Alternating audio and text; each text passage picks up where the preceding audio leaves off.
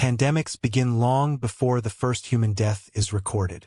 Long before chronicles describe mass graves or cities in collapse, the biological and environmental conditions that enable widespread disease are already in place, developing silently across landscapes and centuries. Long before the mid-14th century, the bacterium later responsible for the Black Death, Yersinia pestis, was already established within complex ecological systems across Eurasia. Modern genetic research indicates that Y. pestis evolved from earlier Yersinia strains thousands of years before the Black Death, circulating primarily among wild rodent populations. Central Asia, particularly the grasslands and highland regions stretching from the Tian Shan to the Mongolian plateau, served as long-term reservoirs where plague bacteria persisted independently of human populations. Archaeological and zoological evidence points especially to marmot colonies as critical hosts in these environments. Marmots live in dense burrow systems and maintain stable populations over long periods, creating ideal conditions for flea-borne pathogens to survive.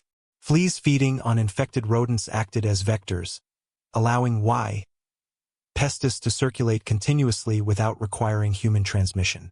In this context, plague existed not as a human disease but as a stable component of regional disease ecologies. Genetic sequencing of ancient DNA recovered from human remains across Eurasia has clarified the long evolutionary timeline of plague. Studies published in the early 21st century identified multiple prehistoric strains of Y. pestis, some lacking the genetic adaptations necessary for efficient flea transmission. Over time, mutations, particularly the acquisition of the YMT gene, enabled the bacterium to survive within flea digestive systems. This development significantly increased the likelihood of transmission beyond animal hosts under the right environmental conditions. Climate played a decisive role in shaping these disease ecologies. Paleoclimatic reconstructions based on tree rings, ice cores, and lake sediments indicate that Eurasia experienced significant climate variability between the 10th and 14th centuries. The medieval warm period brought relatively stable temperatures and increased agricultural productivity in some regions, while Central Asian steppe zones experienced alternating phases of moisture and aridity. These fluctuations affected vegetation growth, which in turn influenced rodent population density and migration patterns. Periods of increased rainfall expanded grasslands, supporting larger rodent populations and higher flea densities. Conversely, drought cycles reduced food availability, forcing rodents into closer contact with one another and, at times, into proximity with human settlements.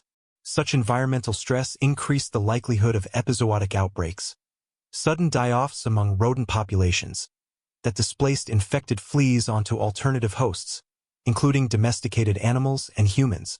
The onset of cooler and less stable conditions associated with the early phases of the Little Ice Age further intensified these dynamics.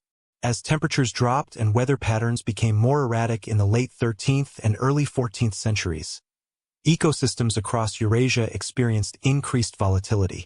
Historical climatology suggests that these changes contributed to heightened disease pressure by repeatedly destabilizing established host-vector relationships. Importantly, plague remained geographically fragmented for much of this period. The presence of Y.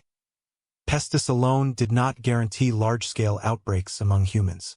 Transmission depended on a convergence of factors: ecological disruption, suitable vectors, and sustained contact between infected animals and human communities.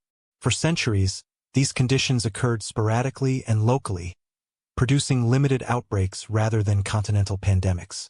Bioarchaeological evidence supports this interpretation.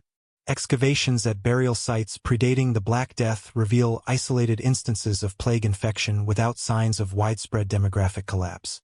These findings indicate that human populations encountered plague intermittently, often without recognizing it as a distinct or recurring disease. Without dense urban centers or integrated transport networks, outbreaks typically burned out before achieving large-scale transmission.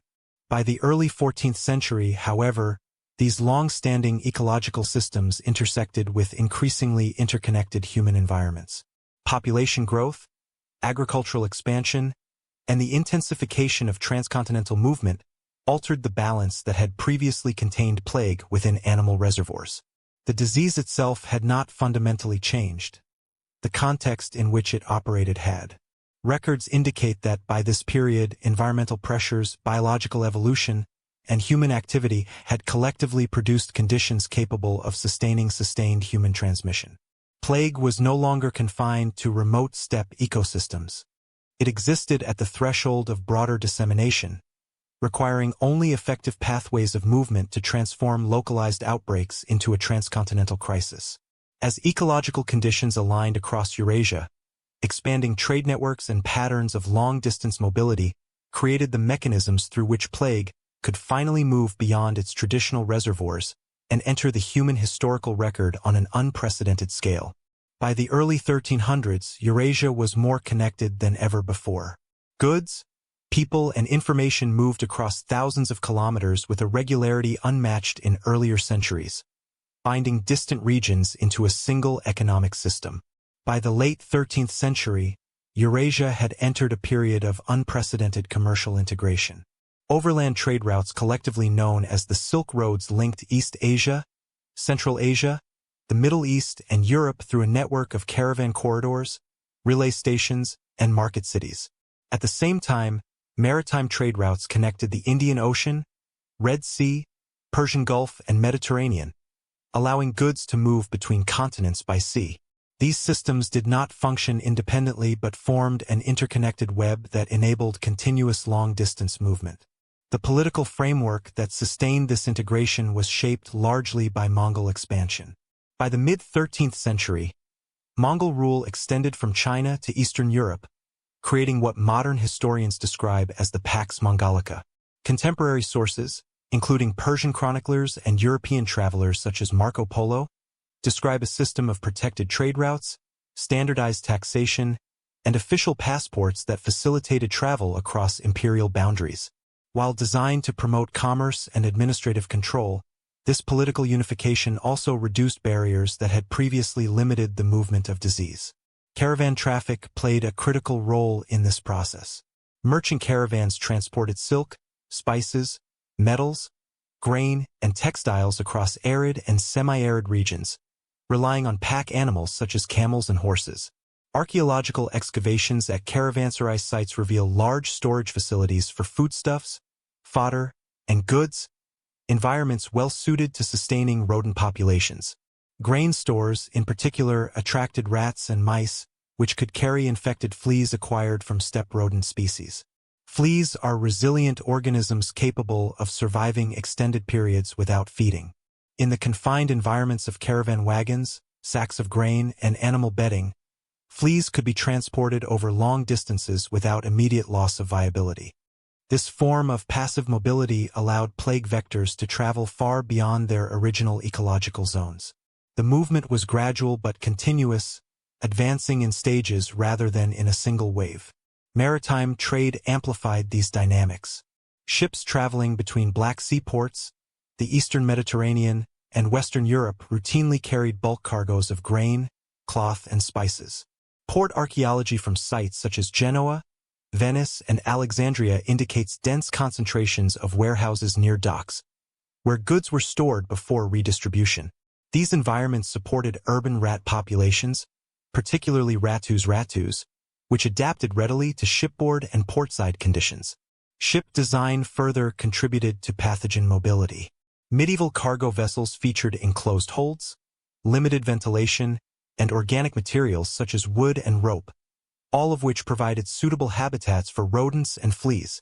Voyages could last weeks or months, allowing infected flea populations to survive transit between distant ports.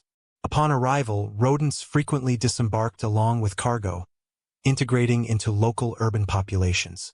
Written records corroborate this pattern. Customs registers, port regulations, and merchant correspondence from the late 13th and early 14th centuries demonstrate the high frequency of maritime arrivals and departures. In many cases, ships arrived from multiple ports in quick succession, creating dense nodes of interaction. These hubs functioned as points of accumulation, not only of goods and wealth, but also of biological agents moving invisibly through commercial systems. The same connectivity that increased economic resilience also reduced epidemiological containment. Once pathogens entered trade networks, they encountered few structural obstacles. Unlike earlier periods, where geographic isolation limited the spread of disease, 13th century Eurasia possessed continuous corridors of movement linking distant ecological zones. Disease could advance incrementally, moving from one trading center to the next. Importantly, trade networks did not introduce plague into human populations for the first time. Instead, they altered the scale and persistence of transmission. Localized outbreaks that might previously have remained confined now gained access to broader circulation. The repeated movement of people and goods ensured that infection could be reintroduced even after temporary declines, sustaining transmission over time. Archaeologists have identified early plague-associated burial sites near major trade routes, supporting the link between commerce and disease spread. These findings align with later historical accounts describing sudden mortality in port cities and caravan hubs. Although contemporaries lacked microbial explanations, their records consistently associate outbreak locations with centers of trade and travel. By the early 14th century, Eurasian trade systems had created a landscape in which pathogens could move more efficiently than political authorities could respond. The infrastructure of connection, roads, ports, warehouses, and ships functioned as conduits for biological transmission alongside economic exchange. These pathways did not cause plague to emerge, but they determined how far and how fast it could travel once it entered human circulation. These integrated routes would soon converge under conditions of ecological stress and sustained movement, enabling the first clearly documented outbreaks of the Black Death to erupt at key nodes linking Asia, the Black Sea, and the Mediterranean world. In the 1340s, disease moved faster than political response. What had circulated quietly among rodents and fleas in Central Asia now began to intersect decisively with human populations, producing outbreaks that would soon be recorded in chronicles and reflected in the archaeological record. The earliest identifiable episodes of the Black Death occur in the Eurasian steppes and along the northern Black Sea coast. Contemporary accounts from Genoese and Venetian merchants describe the city of Kaffa, a fortified port on the Crimean Peninsula, as a locus of intense mortality during the 1340s. According to the Chronicle of Gabriele de Mussi, a notary in Piacenza, the city experienced a sudden surge in deaths among both inhabitants and visiting merchants, which he attributed to a pestilence sent by God. While de Mussi's account contains moralized language, it provides important evidence regarding both the timing and human impact of these early outbreaks. Modern bioarchaeology has corroborated aspects of these textual reports. Excavations in Crimea and surrounding regions have uncovered mass burial sites dating to the mid-14th century, including densely packed graves with evidence of rapid interment. Ancient DNA analysis conducted on skeletal remains confirms the presence of Yersinia pestis, establishing a direct link between these deaths and the bacterium responsible for the Black Death.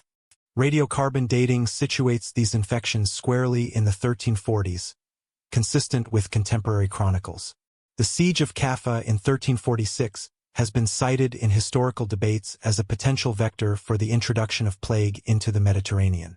According to de Mussi, Mongol forces besieging the city catapulted plague-infected corpses over the walls, exposing the defenders to contamination. While modern scholars caution against literal acceptance of this account, it demonstrates an awareness of the connection between human conflict and disease transmission. Evidence suggests that airborne transmission of plague through projectile-deposited bodies is improbable. Rather, the siege likely increased local rat populations' exposure to infected fleas, facilitating indirect transmission to humans. Beyond Kaffa, trade-linked mobility contributed to the wider dispersal of plague.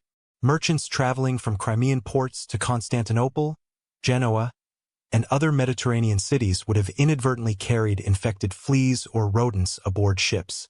Archaeological investigations of port infrastructure reveal large warehouses storing grain and other commodities, often inhabited by commensal rodent species. Flea-infested sacks and animal bedding could serve as vectors over multi-week journeys, consistent with the observed speed of the disease's spread once it reached the Mediterranean littoral. Contemporary sources from the Mediterranean corroborate the timing and geographic progression. Venetian records indicate unusually high mortality among dockworkers and merchants in 1347, aligning with the arrival of ships from the Black Sea. Genoese accounts from the same period describe similar conditions, with entire families succumbing within days. Mass burial practices, hastily organized cemeteries, and municipal ordinances restricting movement illustrate how local populations responded to an emergent, poorly understood threat. Methodological caution remains essential when interpreting these early outbreaks. Chronological precision is difficult due to discrepancies between local calendars, seasonal reporting, and retrospective chronicling. Archaeological evidence provides spatial and biological verification, but does not always resolve timing or the specific mechanisms of transmission. Scholars therefore combine textual and bioarchaeological sources to produce a nuanced reconstruction. Plague was present, highly virulent, and moving along trade corridors, but specific modes of early transmission remain subject to ongoing research. Importantly, the record indicates that plague did not remain confined to its initial outbreak zones. From the Crimean ports, disease quickly reached Constantinople, then Mediterranean hubs such as Genoa, Venice, and Marseille. By mid-1347, the pathogen was present in multiple commercial cities, establishing the first large-scale phase of the Black Death in Europe. The convergence of ecological suitability, human mobility, and port infrastructure created conditions under which localized outbreaks escalated rapidly into continental-scale mortality. By tracing the earliest documented episodes, it becomes evident that the Black Death's emergence in human populations was neither accidental nor instantaneous. Rather, it reflects the intersection of pre-existing disease ecologies, ecological stress, and the structural integration of trade networks. From these initial points in Crimea, the pathogen moved efficiently along established routes, setting the stage for the devastating spread throughout the Mediterranean and beyond. In 1347, Mediterranean harbors became gateways of catastrophe. The very ports that had facilitated centuries of commercial expansion now provided pathways for a lethal pathogen to enter densely populated urban centers. The first confirmed arrival of the Black Death in Europe occurred through the Sicilian port city of Messina in October 1347. Contemporary accounts from Genoese and Sicilian merchants describe the sudden appearance of disease among sailors, dockworkers, and local residents. Municipal records, including early death registers, document an unusually high mortality rate within weeks of the city's initial exposure. Estimates suggest that the population of Messina, which numbered approximately 30,000 at the time, experienced significant demographic decline during the initial months of infection. Archaeological excavations in Sicily reveal mass burial pits and rapid interment practices consistent with these textual records. Following Messina, the plague quickly reached northern Italian ports, including Genoa and Venice. Merchant correspondence and city archives indicate that ships arriving from the eastern Mediterranean carried not only cargo but also infected rodents and fleas. Grain shipments, a staple of Mediterranean trade, frequently provided habitats for commensal rodents. Fleas, surviving within these stores or on the ships themselves, acted as vectors for Yersinia pestis, facilitating rapid human infection upon arrival. Archaeological evidence from dockside warehouses demonstrates significant rat activity in proximity to imported goods, reinforcing the role of maritime commerce in disease transmission. Italian port cities were particularly susceptible due to several interrelated factors. First, urban density concentrated populations in close quarters, amplifying human-to-human transmission. Narrow streets, limited sanitation infrastructure, and shared water sources created environments conducive to contagion. Second, the constant influx of goods and travelers increased exposure to external pathogens. Ports functioned as nodes where local populations interacted with distant regions, making them natural points of entry for disease. Third, the reliance on grain imports from multiple Mediterranean sources created a persistent interface between humans and potential rodent hosts. These factors combined to produce conditions in which plague could spread both rapidly and lethally. Municipal responses in Italian ports varied but were largely reactive. In Messina, the city council attempted to isolate infected houses, restrict public gatherings, and remove corpses to designated burial sites. Venice and Genoa issued similar decrees, emphasizing quarantine measures for incoming ships and regulating movement within urban districts. Despite these efforts, the pathogen's virulence and the existing density of human and animal populations rendered containment largely ineffective. Records indicate that even well-prepared ports experienced exponential mortality within weeks. The speed of the initial outbreak highlights the interaction between environmental suitability and human systems. Archaeological layers in Genoa and Venice reveal overlapping burial contexts, demonstrating simultaneous fatalities across multiple neighborhoods. Contemporary chroniclers report that merchants and sailors succumbed rapidly, often before news could reach other regions. This illustrates how ports acted as amplification points, converting localized outbreaks into events with continental implications. In addition to mortality, the arrival of plague disrupted economic and administrative functions.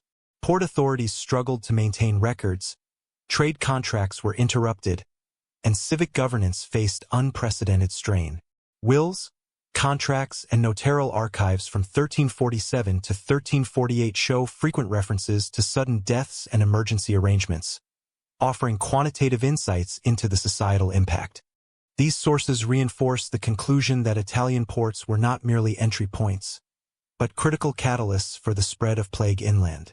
By late 1347, the Black Death had established a firm presence in multiple Mediterranean ports, creating a network of infection that extended from Sicily to northern Italy. From these urban gateways, disease would move along well-established overland trade routes, penetrating inland markets and rural settlements. The convergence of maritime commerce, urban density, and human mobility ensured that the initial port outbreaks set the trajectory for the rapid and extensive dissemination of the Black Death across Europe. The disease did not advance uniformly, it followed human systems. Rather than spreading at a fixed pace across the landscape, the Black Death moved along networks of commerce, travel, and population concentration, revealing the structural patterns of medieval society. Following its initial arrival in Italian ports in late 1347, the plague advanced swiftly across the Italian peninsula. Major urban centers such as Florence, Pisa, and Genoa experienced catastrophic mortality within months. Contemporary tax registers and civic accounting records indicate severe population decline, while municipal archives show repeated emergency decrees for burial procedures. Archaeological excavations corroborate these reports, revealing mass graves and multiple layers of rapid interment in urban cemeteries. The hierarchical structure of Italian cities, dense populations concentrated in walled centers surrounded by rural hinterlands, amplified the pathogen's impact. Urban residents suffered first, while peripheral villages experienced delayed exposure, highlighting the role of settlement patterns in disease dynamics. By early 1348, the plague had crossed the Alps into southern France, following established trade and pilgrimage routes. Cities such as Marseille, Avignon, and Toulouse reported high mortality rates, with civic records documenting the abrupt disappearance of laborers, merchants, and clerical officials. Local variations in mortality reflected both population density and administrative capacity. Regions with well-organized municipal structures were sometimes better able to document deaths, whereas smaller towns often lacked comprehensive records. Burial data from archaeological sites reveal differences in grave spacing and orientation, suggesting both cultural adaptations to the crisis and variable demographic impact. The Iberian Peninsula experienced a similar trajectory. Seaports including Valencia, Barcelona, and Lisbon served as initial entry points, with merchants and sailors acting as primary vectors. Chronological analysis of municipal archives and wills demonstrates rapid human-to-human transmission once the disease reached inland towns along river valleys and overland routes. In some regions, mortality exceeded 40 to 50% of the population within months. Archaeological surveys of cemeteries in Catalonia and southern Portugal reveal tightly packed mass graves, often aligned with contemporary church properties, reflecting both the suddenness of death and the urgency of religious authorities to manage burial. Regional variation in mortality was influenced by urban hierarchy and trade intensity. Large port cities and regional capitals experienced more immediate and severe population loss, while rural hinterlands and smaller market towns were affected later or at reduced intensity.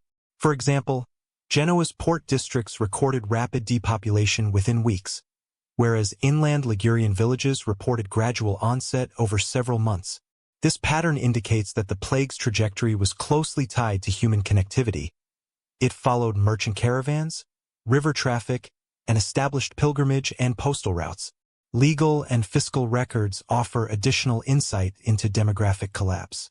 Tax rolls from Florence show abrupt reductions in taxable households, while notarial archives document a surge in testamentary activity, reflecting widespread anticipation of mortality. Similarly, southern French municipal records report emergency ordinances regulating corpse disposal and temporary suspension of civic obligations, underscoring the social and administrative disruptions caused by rapid population decline. Archaeological evidence complements textual sources, illustrating both the scale and speed of mortality. Sites in Marseille, Avignon, and Barcelona reveal multi-layered mass graves, sometimes containing hundreds of individuals buried simultaneously. Osteological analysis indicates a predominance of adult and adolescent deaths, consistent with contemporaneous epidemiological reconstructions of bubonic plague. These data confirm that the diffusion of the disease was structured, occurring first in centers of human aggregation and then radiating outward. By the summer of 1348, the Black Death had established a continuous corridor of infection across southern Europe. Italian and French urban networks served as transmission hubs, while overland routes facilitated movement into the interior and across borders. The structural pattern of diffusion highlights the interplay between human settlement, trade connectivity, and mortality. The disease exploited existing social and economic systems rather than spreading indiscriminately. From this dense Mediterranean corridor, the pathogen moved northward, entering France, the Low Countries, and eventually the British Isles. The mechanisms and speed of diffusion observed in southern Europe provide a template for understanding subsequent outbreaks across northern Europe, demonstrating how the Black Death spread was governed by human systems as much as by environmental or biological factors. Medieval medicine explained disease without microbes. Physicians and public health officials relied on existing frameworks, rooted in humoral theory and environmental causation, to interpret and respond to the unprecedented mortality unfolding across Europe. Contemporary medical understanding of the Black Death was dominated by the humoral theory of Galenic medicine, which posited that health depended on a balance among the four bodily humors: blood, phlegm, yellow bile, and black bile. Disease was perceived as a result of imbalance, often triggered or aggravated by environmental factors such as foul air, excessive heat, or cold. The miasma theory, which held that noxious vapors arising from decaying matter caused illness, was widely accepted. Physicians recommended interventions including bloodletting, purgatives, and fumigation of rooms to counteract these imbalances. Municipal ordinances frequently reflected these ideas, instructing citizens to burn aromatic substances or clear waste from streets to reduce harmful vapors. Venice, one of the most heavily impacted ports, developed early forms of public health regulation in response to the plague. The city implemented quarantine measures for incoming ships, requiring isolation periods of 40 days, known as quarantina, before crews and cargo could enter port facilities. Hospitals and lazarettos were established on offshore islands to segregate the sick from the general population.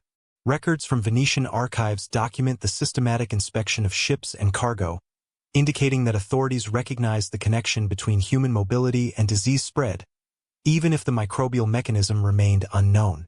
Similarly, other Italian cities experimented with rudimentary containment measures. Florence issued edicts restricting public gatherings, regulating burial practices, and attempting to monitor household infections. Genoa enforced controlled access to city gates and mandated the temporary closure of marketplaces in areas experiencing high mortality. These responses reveal an administrative awareness of contagion, albeit conceptualized through pre-modern medical theories. Despite these measures, the effectiveness of early interventions was limited. The theoretical frameworks guiding public health, miasma, humoral imbalance, and astrological influence, did not correspond to the actual modes of plague transmission. Modern epidemiological studies indicate that Yersinia pestis spread primarily via fleas on rodents, as well as through respiratory droplets in cases of pneumonic infection. The quarantine of ships and isolation of sick individuals could have mitigated transmission to some extent, particularly in controlled port environments, but they were insufficient to prevent widespread mortality once the pathogen had established footholds in urban centers. Analysis of burial records and municipal mortality registers provides further insight into the limitations of these early responses. In Venice, despite quarantine regulations, cemeteries experienced rapid overflow, and mass burials became common within weeks of the first documented cases. Florence and Genoa similarly show patterns of accelerated mortality that overwhelm civic infrastructure, indicating that enforcement measures could slow but not halt transmission. Archaeological evidence of rapidly dug graves corroborates the urgency and scale of the crisis, confirming textual accounts. Medical practitioners themselves adapted within the constraints of available knowledge. Physicians recorded symptomatology, noted variations in disease progression, and attempted localized interventions such as fumigation of homes or removal of infected bedding. Correspondence between medical authorities reveals systematic observation and rudimentary statistical reasoning, even as conceptual errors persisted. These practices represent the earliest form of empirical monitoring, highlighting a cautious, data-driven approach within the limits of contemporary understanding. Importantly, public perception and compliance affected the efficacy of these measures. Fear, mistrust, and social unrest often undermined the implementation of quarantine or isolation. Chroniclers describe flight from cities, abandonment of households, and disregard for municipal directives. The combination of biological virulence, population density, and incomplete adherence meant that even well-intentioned measures achieved only partial success. By late 1348, it was evident that medical theory and early public health responses could not prevent the escalating mortality caused by the Black Death. Cities across southern Europe had experienced rapid demographic collapse despite efforts to regulate travel, manage waste, and isolate the sick. The limitations of medieval medicine, rooted in humoral theory and environmental speculation, underscore the gap between intellectual frameworks and the realities of epidemic transmission. Despite these responses, mortality escalated dramatically, setting the stage for further diffusion into northern Europe, where similar patterns of outbreak and administrative challenge would emerge. Between 1347 and 1351, Europe lost up to half its population. The scale and speed of mortality were unprecedented in the continent's recorded history, producing demographic consequences that would reshape every facet of society. Analysis of parish records, manorial accounts, and other administrative sources provides the primary basis for reconstructing mortality patterns during the Black Death. In England, extant manorial rolls and tax records indicate a precipitous decline in tenants and laborers. For example, assessments of the 1349 to 1350 poll taxes and property rolls reveal widespread depopulation across rural manors, often exceeding 40 to 50%. Similar reductions are evident in the records of northern France, where notarial registers document the sudden disappearance of household heads and the reassignment of lands previously cultivated by deceased tenants. Urban centers experienced even higher mortality, particularly in densely populated Mediterranean and northern Italian cities. Florence's civic registry and the Libro dei Morti indicate rapid, large-scale fatalities, with some estimates suggesting 50 to 60% of the city's population succumbed within months. Venice and Genoa provide comparable figures, corroborated by municipal ordinances addressing mass burial, corpse disposal, and the creation of temporary cemeteries. Archaeological excavation of urban burial sites confirms these data. Skeletal remains are frequently found in multiple, overlapping layers, indicative of simultaneous interments during acute mortality periods.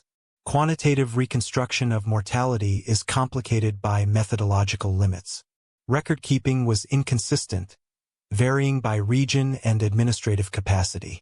Rural areas often lack systematic documentation, while urban registers may overrepresent certain classes of society, such as property owners or guild members.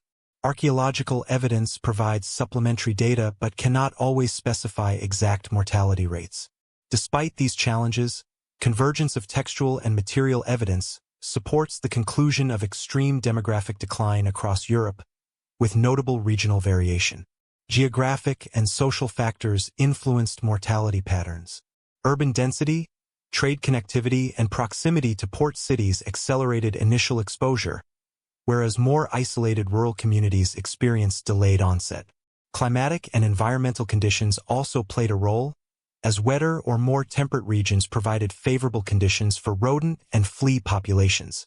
Archaeological surveys indicate that villages in northern Italy and southern France faced both early and severe impact, while more remote areas of Scandinavia and the Iberian interior recorded a slower progression of the epidemic.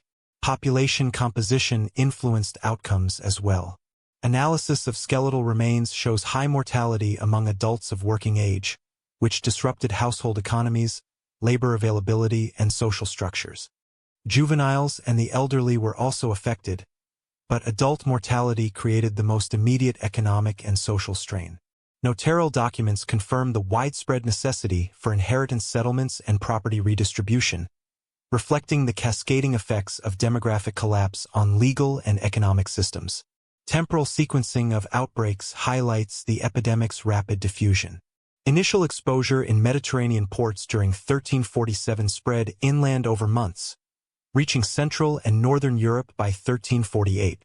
England, France, and the Low Countries experienced peak mortality in 1349, while isolated outbreaks persisted in Scandinavia and Eastern Europe into 1351. This sequential progression demonstrates that plague mortality was both regionally variable and temporally phased, rather than simultaneous across the continent. Interpretation of these data emphasizes the interaction of human systems with ecological and epidemiological forces. Dense urban populations and interconnected trade networks accelerated contagion, while local environmental conditions determined vector viability. Administrative records, combined with bioarchaeological evidence, allow historians to reconstruct both macro-scale demographic trends and micro-level impacts on individual communities. By synthesizing parish records, manorial accounts, and archaeological data, it becomes evident that Europe experienced a structural demographic collapse during the first wave of the Black Death. Mortality rates, while variable across regions, consistently indicate a profound reduction in population, disproportionately affecting urban centers and laboring populations. These losses would have immediate consequences for agriculture, labor systems, governance, and social organization. Demographic collapse reshaped every social institution, setting the stage for labor shortages, economic disruption, and widespread social upheaval, all of which would define Europe's post-Black Death transformation. Fields went until not from war, but absence. Across rural Europe, the Black Death emptied villages and disrupted agricultural production on an unprecedented scale. Manorial rolls from England provide detailed insight into the extent of rural depopulation. Estates in East Anglia, Lincolnshire, and the Midlands show a dramatic reduction in tenants and laborers between 1348 and 1351. Court rolls frequently record abandoned holdings, arrears in rent, and reassignment of lands previously cultivated by deceased tenants.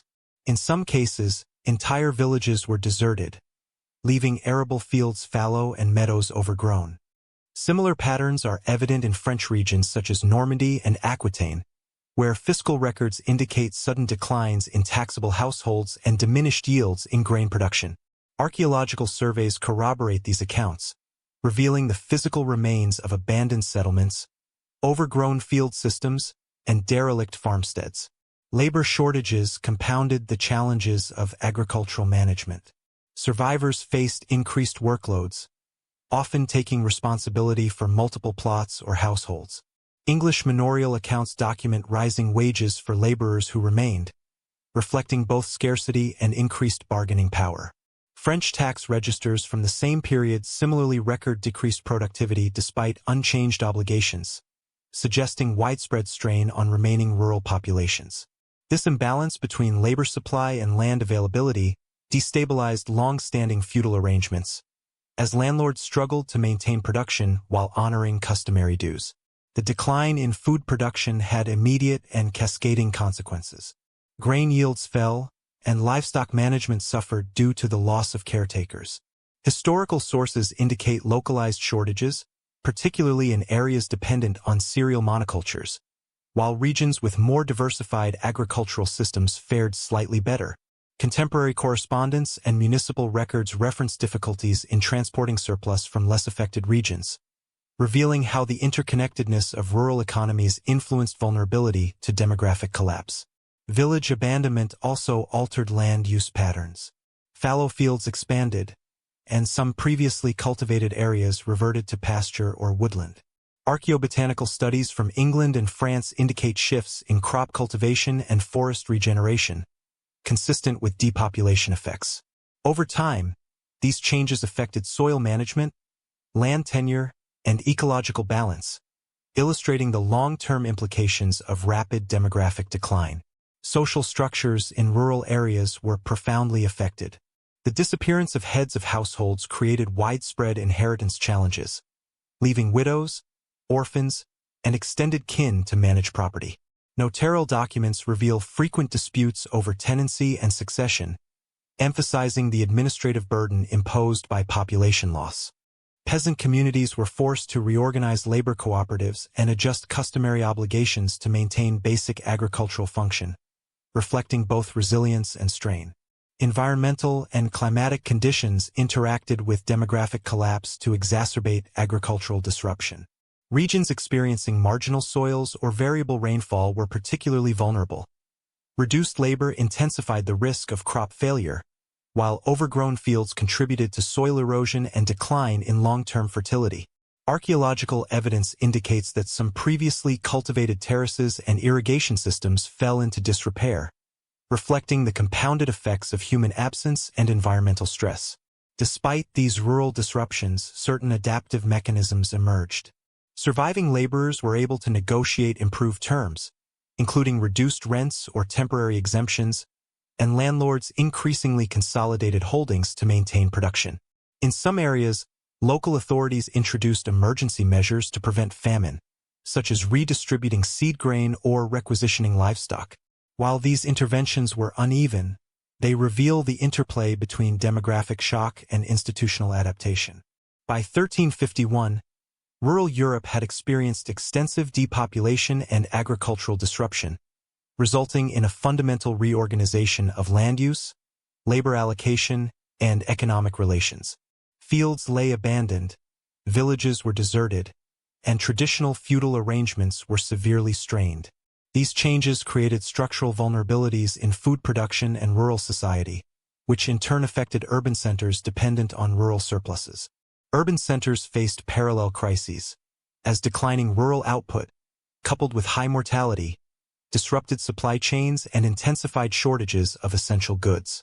The systemic connection between depopulated countryside and urban vulnerability would define the socio-economic trajectory of Europe for decades following the initial wave of the Black Death. Cities magnified both wealth and disease. Dense populations, complex infrastructure, and concentrated economic activity transformed urban centers into focal points of contagion during the Black Death. Urban populations suffered disproportionately during the 1347 to 1351 outbreaks due to high density and limited sanitation. Florence, Paris, and other major cities faced extreme mortality, often exceeding 50% of residents. Narrow streets, shared wells, and common latrines created conditions conducive to the rapid spread of plague. Archaeological excavations in Florence reveal overlapping mass graves in churchyards and municipal cemeteries, while Parisian records document extraordinary numbers of deaths in a short period, overwhelming local burial practices and disrupting municipal oversight. The collapse of governance in urban centers compounded the crisis. City councils and magistrates struggled to maintain order, enforce quarantine measures, and manage public health responses. In Florence, emergency decrees attempted to regulate corpse disposal, restrict gatherings, and monitor household infection, yet enforcement was inconsistent due to widespread fear and absenteeism. Parisian authorities faced similar challenges. Chronicles describe temporary suspension of civic duties, closure of markets, and delays in judicial proceedings. The rapidity of mortality exceeded administrative capacity, revealing structural vulnerabilities in urban governance. Economic and social stresses intensified alongside mortality. Markets faltered as merchants, artisans, and laborers succumbed to the disease, disrupting supply chains and inflating prices for essential goods. Tax registers from Florence and Paris indicate significant declines in taxable households, reflecting both demographic loss and economic contraction. Guild records show interruptions in production and craft apprenticeship, as high mortality removed skilled labor from urban economies. Public services, including sanitation, fire control, and food distribution, were similarly compromised, creating feedback loops that exacerbated both disease exposure and social strain. Sanitation breakdown contributed to contagion.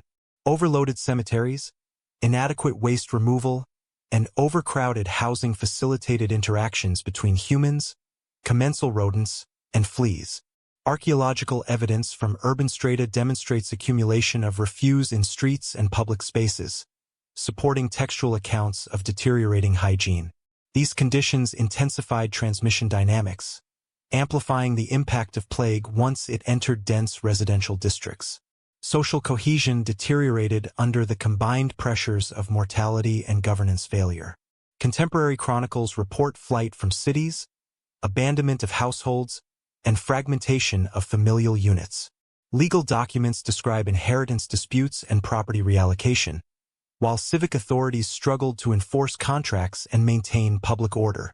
The disruption of communal institutions, religious, administrative, and commercial, reflects the profound societal shock induced by the rapid demographic collapse in urban areas.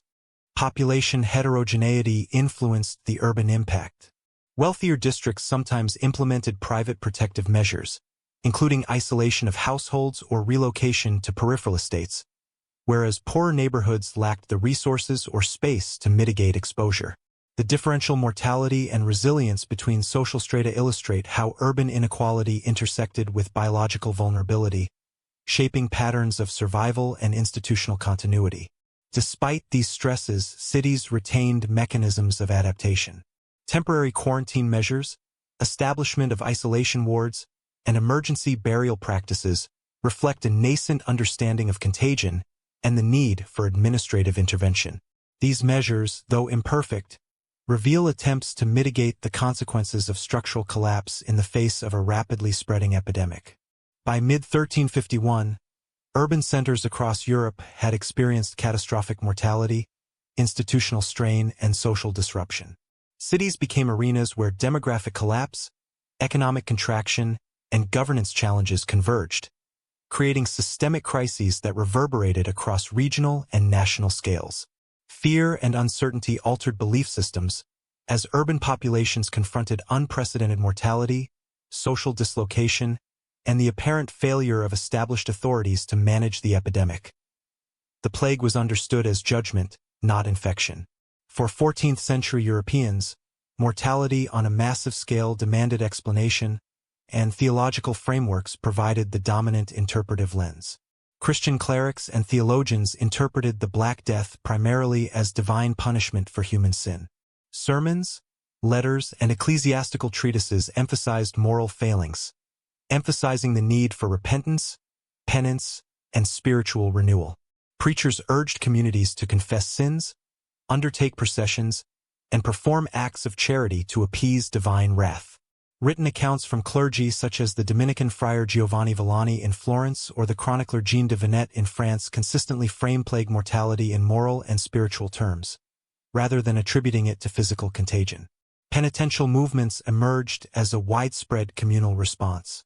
Flagellant confraternities, particularly active in northern Italy and the Germanic states, organized public processions in which participants inflicted corporal punishment upon themselves to atone for collective sin. Chroniclers described these rituals as highly organized and mobile, traveling from town to elicit mass participation. Ecclesiastical authorities were often ambivalent, alternately supporting and condemning such practices due to their disruptive social consequences. Nonetheless, these movements illustrate the extent to which theological interpretation shaped public behavior and social cohesion during the epidemic. Religious explanations extended to local saints, relics, and pilgrimage practices. Communities sought spiritual protection through veneration of relics, prayers at shrines, and visits to holy sites believed to provide divine favor. Accounts from pilgrimage destinations such as Santiago de Compostela report overcrowding, with visitors seeking protection or miraculous healing, demonstrating how religious frameworks influenced patterns of mobility even amidst contagion. These behaviors were embedded in long-standing cultural norms, reflecting continuity between crisis response and established devotional practices. The theological interpretation of plague also influenced civic and ecclesiastical policy. City councils frequently incorporated public prayers, fasting mandates, and religious observances into municipal responses. In Florence, authorities sanctioned processions and prayers to accompany administrative measures, while parish records indicate collective liturgical observances aimed at reducing mortality. Churches and monasteries attempted to provide spiritual guidance and maintain ritual continuity, even as clergy themselves were highly vulnerable to infection. Mortality among the clergy was significant, further highlighting the intersection of religious response and demographic impact.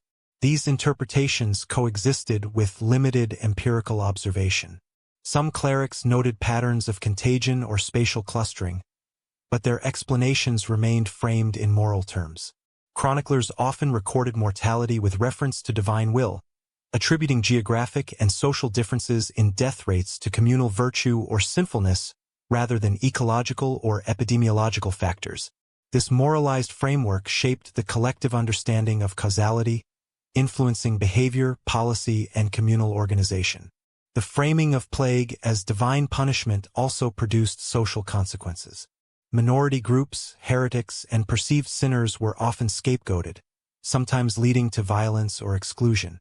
While modern interpretation recognizes these reactions as socially contingent rather than causally linked to disease, contemporary observers connected moral failings with outbreak severity, reinforcing the theological explanatory model.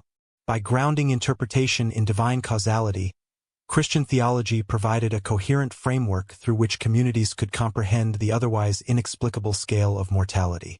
Sermons, liturgical practices, and penitential movements structured social response, reinforced ecclesiastical authority, and directed collective action during an otherwise chaotic crisis.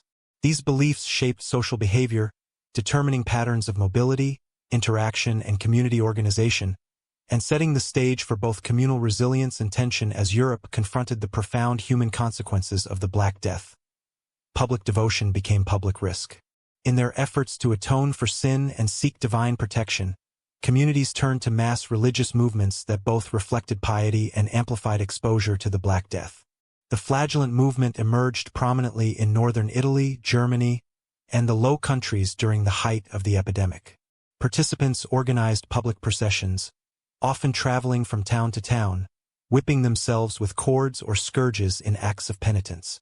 Contemporary chroniclers, including Giovanni Villani in Florence and Hermann von Wartburg in the Baltic region, documented the size and organization of these groups, noting that hundreds or even thousands of participants could participate in a single procession. The movement spread rapidly because it resonated with widespread beliefs that the plague was divine punishment for collective sin, and public display of penance was seen as a mechanism for mitigating mortality.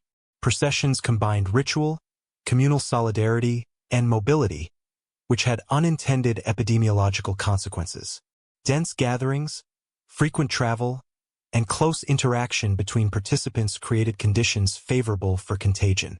Towns hosting flagellant groups often reported subsequent spikes in mortality, illustrating the paradox of communal religious activity during an epidemic.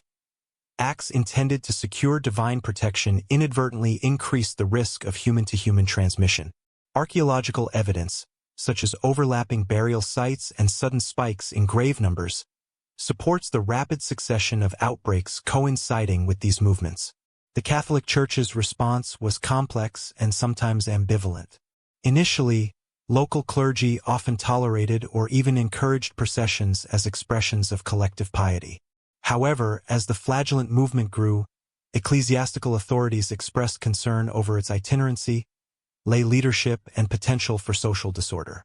Papal correspondence from Clement VI in Avignon condemned certain practices, emphasizing orthodoxy and centralized control while denouncing unauthorized preaching and violence associated with some processions. Despite condemnation, the movement persisted in multiple regions, reflecting both popular agency and the limitations of ecclesiastical enforcement during widespread mortality. Popular piety extended beyond flagellants to include communal prayers, pilgrimages, and veneration of relics. Pilgrims traveled to holy sites, often in large groups, seeking protection or miraculous cures. Shrines, cathedrals, and monastic centers reported surges in visitors, straining infrastructure and creating additional opportunities for disease spread. In urban centers, parish-led processions sought to maintain ritual continuity and provide a sense of social order amid mass mortality, but they similarly aggregated populations and increased exposure to infection. The social dimension of these movements is significant. Participation provided a sense of agency and communal solidarity in the face of uncontrollable mortality.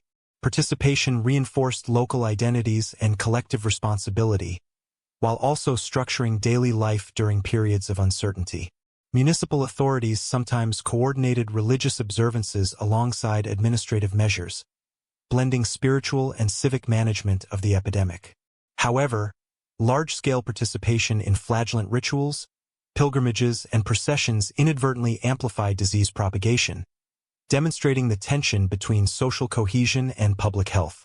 Documentation from chronicles, municipal records, and ecclesiastical correspondence provides evidence for both the scale and geographic spread of these movements.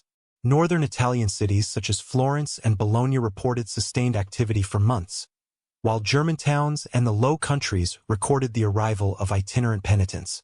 These sources, combined with archaeological data, underscore the dual role of popular piety as both a coping mechanism and a vector for further mortality.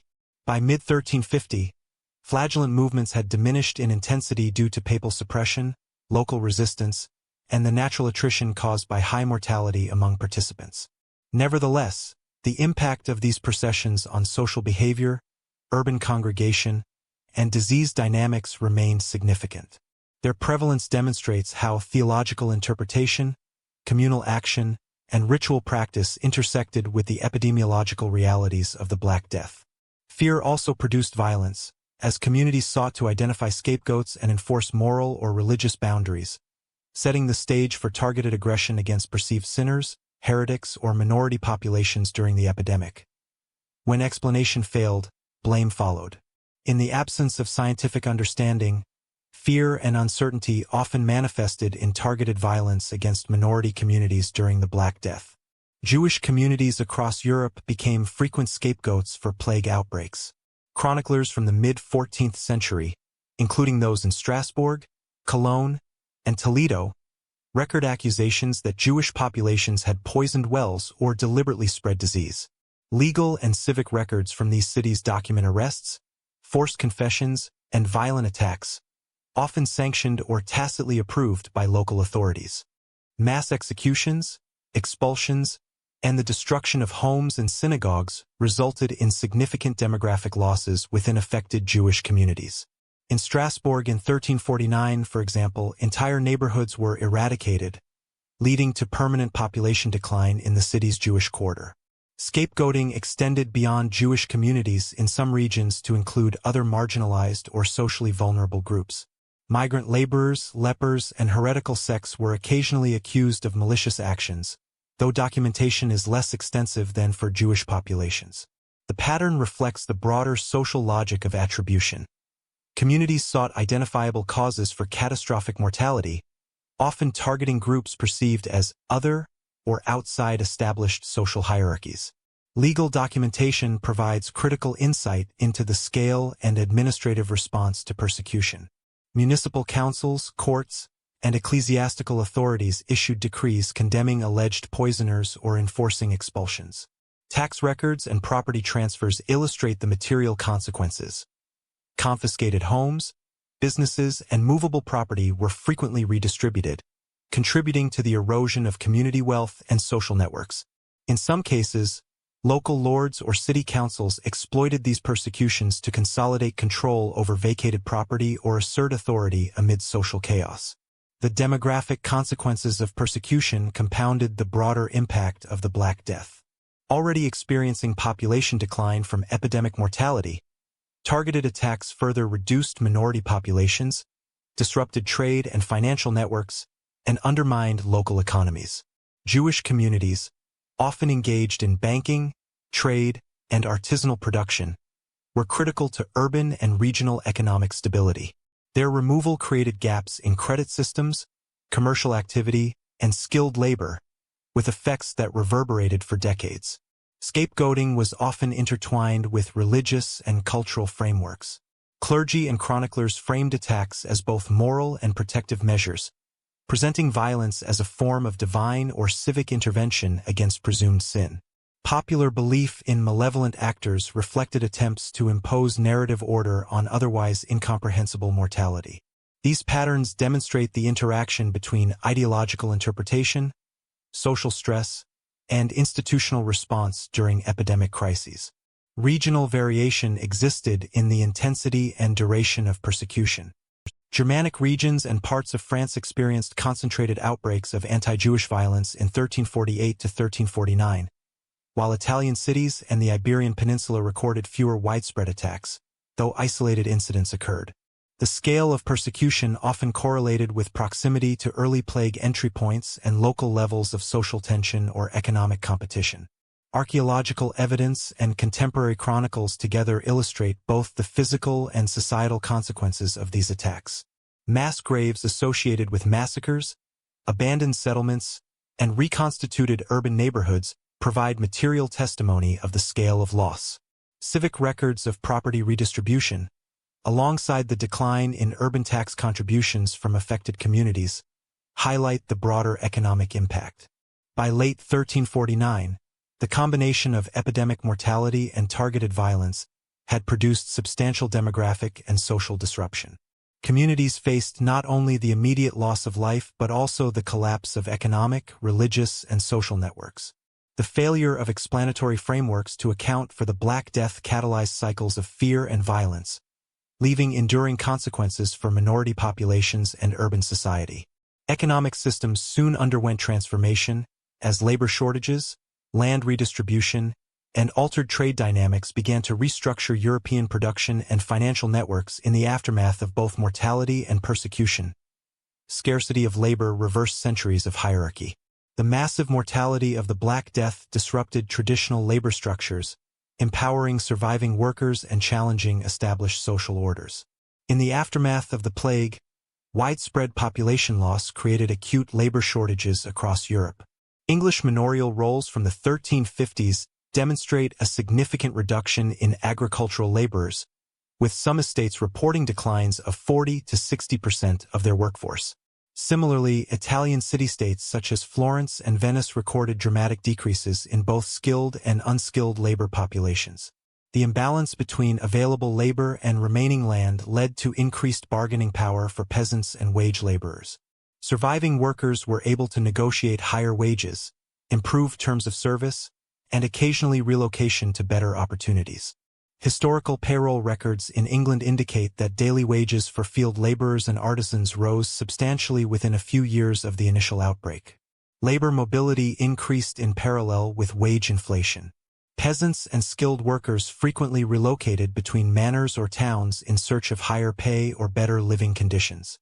Contemporary correspondence and legal records note disputes over contract enforcement, as landlords attempted to retain tenants under pre-plague obligations while workers sought advantageous terms elsewhere. Italian guild archives show similar patterns. Artisans left their traditional workshops for cities or districts offering better compensation, causing temporary disruptions in urban production. This mobility reflects a structural shift in the relationship between labor and land or capital, with scarcity translating directly into economic leverage. The surge in wages and mobility was not uniform across Europe.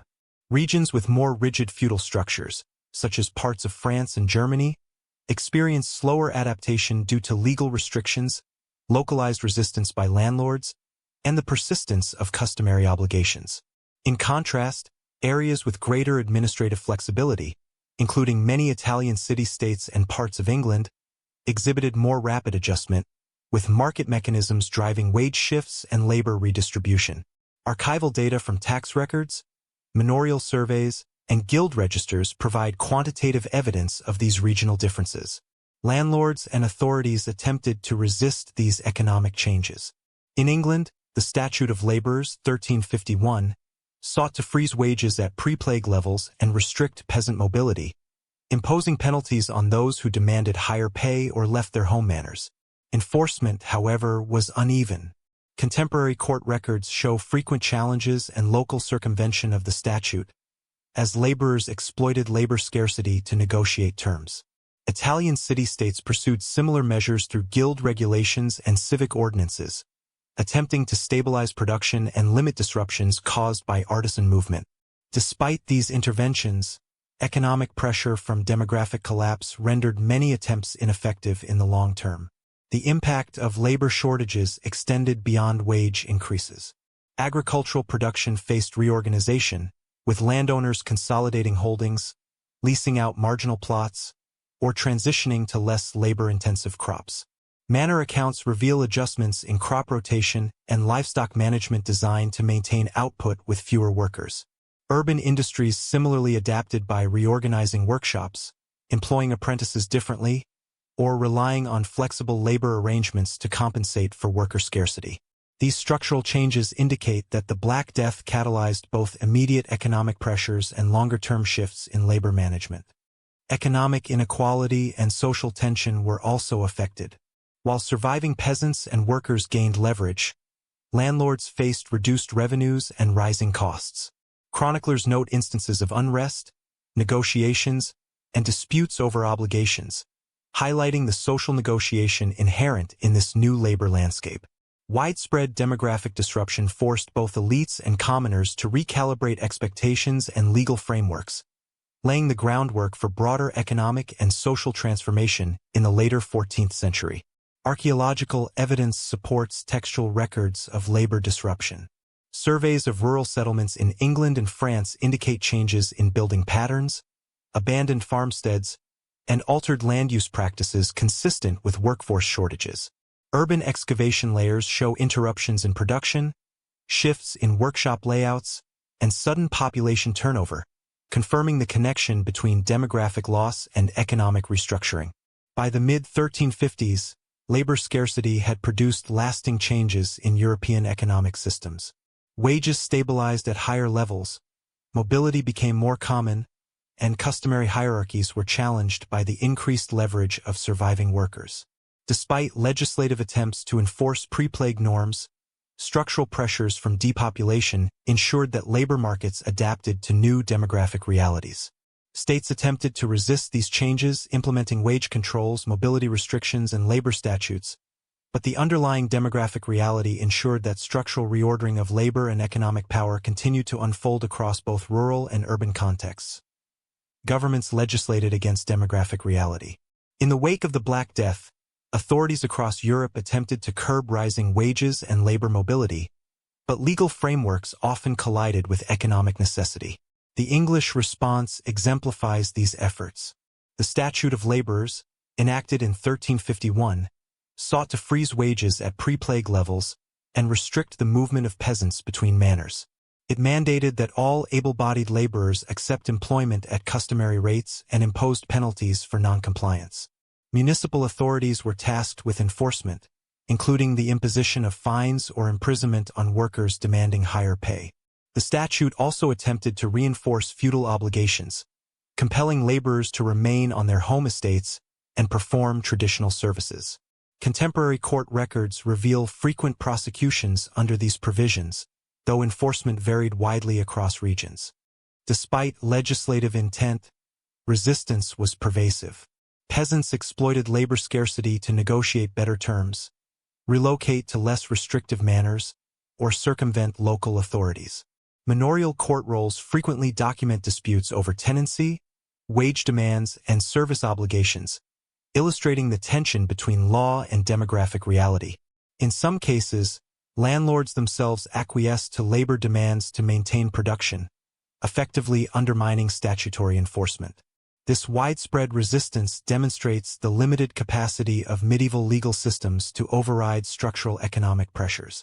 Similar legal measures appeared across continental Europe.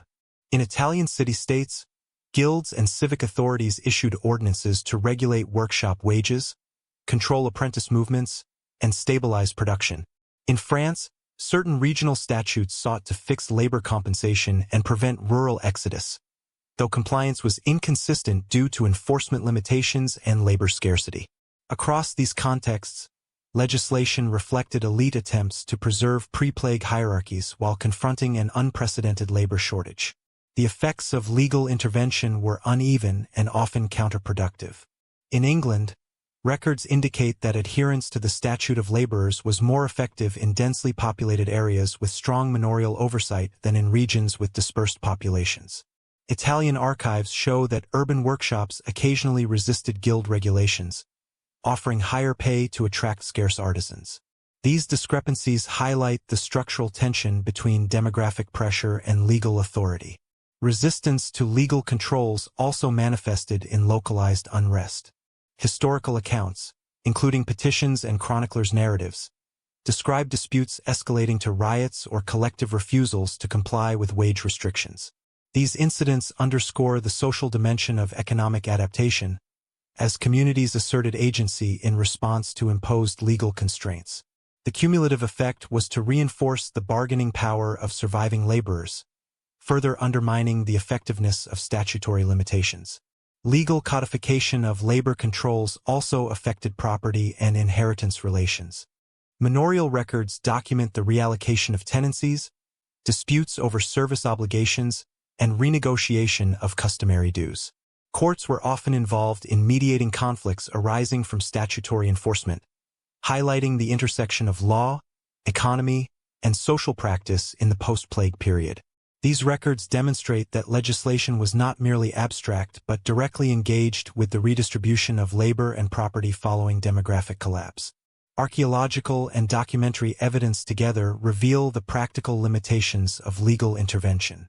Surveys of rural settlements in England indicate that abandoned plots were increasingly consolidated by surviving tenants, reflecting de facto labor mobility despite statutory restrictions. Urban layers in Italian cities show disruptions in workshop production consistent with flexible labor arrangements, further confirming that enforcement often fell short of legislative intent. By the mid-1350s, it was clear that legal efforts to impose pre-plague economic norms could not fully counteract structural pressures. Wage increases, labor mobility, and adjustments in tenancy arrangements continued despite official sanctions. The interaction between law and demographic reality highlights the complexity of post-plague economic adaptation, revealing both the persistence of elite authority and the limits of enforcement in the face of population collapse. Economic effects extended beyond agriculture, as rising wages, labor mobility, and legal resistance reshaped urban production, trade, and artisanal industries. The interplay of legislation, demographic change, and social negotiation would set the stage for broader transformation of European economic structures in the decades following the Black Death. Trade did not disappear. It recalibrated. The Black Death disrupted commercial networks across Europe, yet commerce gradually adapted to new demographic and economic realities. The initial impact on trade was severe. Maritime and overland routes experienced sharp declines in activity as mortality reduced both labor and demand. Italian ports such as Venice, Genoa, and Pisa reported decreased merchant traffic and interruptions in shipbuilding and cargo handling. Contemporary customs records indicate reduced imports of grain, textiles, and luxury goods, while insurance registers and merchant ledgers document higher risk premiums and losses from abandoned shipments. Inland markets suffered as well. Fairs in France, England, and the Low Countries saw diminished attendance, with some regional centers temporarily ceasing operations due to high mortality and local instability. Commercial contraction was exacerbated by labor shortages in production and transportation sectors. Artisans, dockworkers, and caravan operators were disproportionately affected by plague mortality, leading to interruptions in supply chains. Guild records from Florence and Paris illustrate temporary closure of workshops and delayed production schedules, while caravan registers along the Champagne fairs document reduced caravan sizes and fewer merchants participating in long-distance trade. These disruptions demonstrate how demographic collapse in both urban and rural sectors propagated through interlinked economic systems. Despite these initial setbacks, commercial activity gradually recovered in the latter half of the 14th century. Reduced population led to higher wages and disposable income for survivors, stimulating demand for certain goods. Urban centers adapted by consolidating workshops, restructuring trade networks, and diversifying production. Venice, for example, expanded its maritime reach into the eastern Mediterranean, leveraging technological improvements in ship design and administrative efficiency to maintain trade dominance. Genoa similarly restructured financial and credit mechanisms to support long-distance commerce despite labor constraints. Regional variation influenced the pace of recovery. Italian city-states, benefiting from institutional flexibility, existing trade infrastructure, and proximity to maritime routes, experienced faster commercial resurgence. In contrast, inland regions with weaker urban centers and less integrated networks saw slower recovery, with fairs and local markets gradually resuming operations over decades. Archival evidence, including tax rolls, port customs records, and guild ledgers, highlights these differences in commercial adaptation. Trade recovery was also shaped by evolving labor relations and economic incentives. The scarcity of skilled labor encouraged investment in apprentices, mechanization, and innovations in production efficiency. Merchant households adjusted business practices, relying on contractual arrangements to secure labor and manage risk in a context of uncertainty. Credit systems, including bills of exchange and municipal lending, facilitated circulation of capital despite reduced population, enabling commerce to resume its scale. The recalibration of trade had long-term structural effects. Surviving merchants and artisans consolidated market positions, reducing fragmentation and increasing the resilience of commercial networks. Urban authorities implemented measures to standardize weights, regulate markets, and manage supply chains, reflecting lessons learned from the epidemic. Archaeological evidence of warehouses, expanded docks, and commercial infrastructure corroborates textual records, illustrating investment in durable trade mechanisms. Social and demographic factors continued to influence commercial patterns. Shifts in population density, urban hierarchy, and consumption preferences affected the distribution of goods and the organization of markets. For example, smaller towns and rural centers remained more vulnerable to interruptions, while major urban hubs reasserted economic centrality. These dynamics illustrate the interplay between human geography and commercial resilience in post-plague Europe. By the late 14th century, European trade had largely stabilized, demonstrating the capacity of economic systems to adapt to catastrophic demographic shocks. While mortality caused immediate contraction, the combination of labor reorganization, technological adaptation, and institutional response facilitated a gradual restoration of commercial activity. Political systems also adapted, as states and urban authorities revised regulations, taxation, and administrative oversight to manage both the economic and social consequences of demographic collapse, integrating lessons from trade disruption into broader governance frameworks. The plague tested governance without precedent. European states confronted administrative, fiscal, and social pressures that revealed both fragility and resilience in political structures. The initial wave of mortality overwhelmed municipal and regional administrations. In England, royal and manorial officials faced the simultaneous loss of clerks, tax collectors, and local magistrates, disrupting routine record-keeping and revenue collection. Surviving administrators were forced to reprioritize responsibilities, focusing on immediate crisis management, relief distribution, and enforcement of emergency statutes, such as the Statute of Laborers.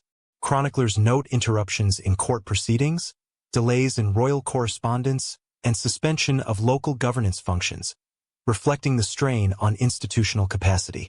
Continental states faced similar challenges.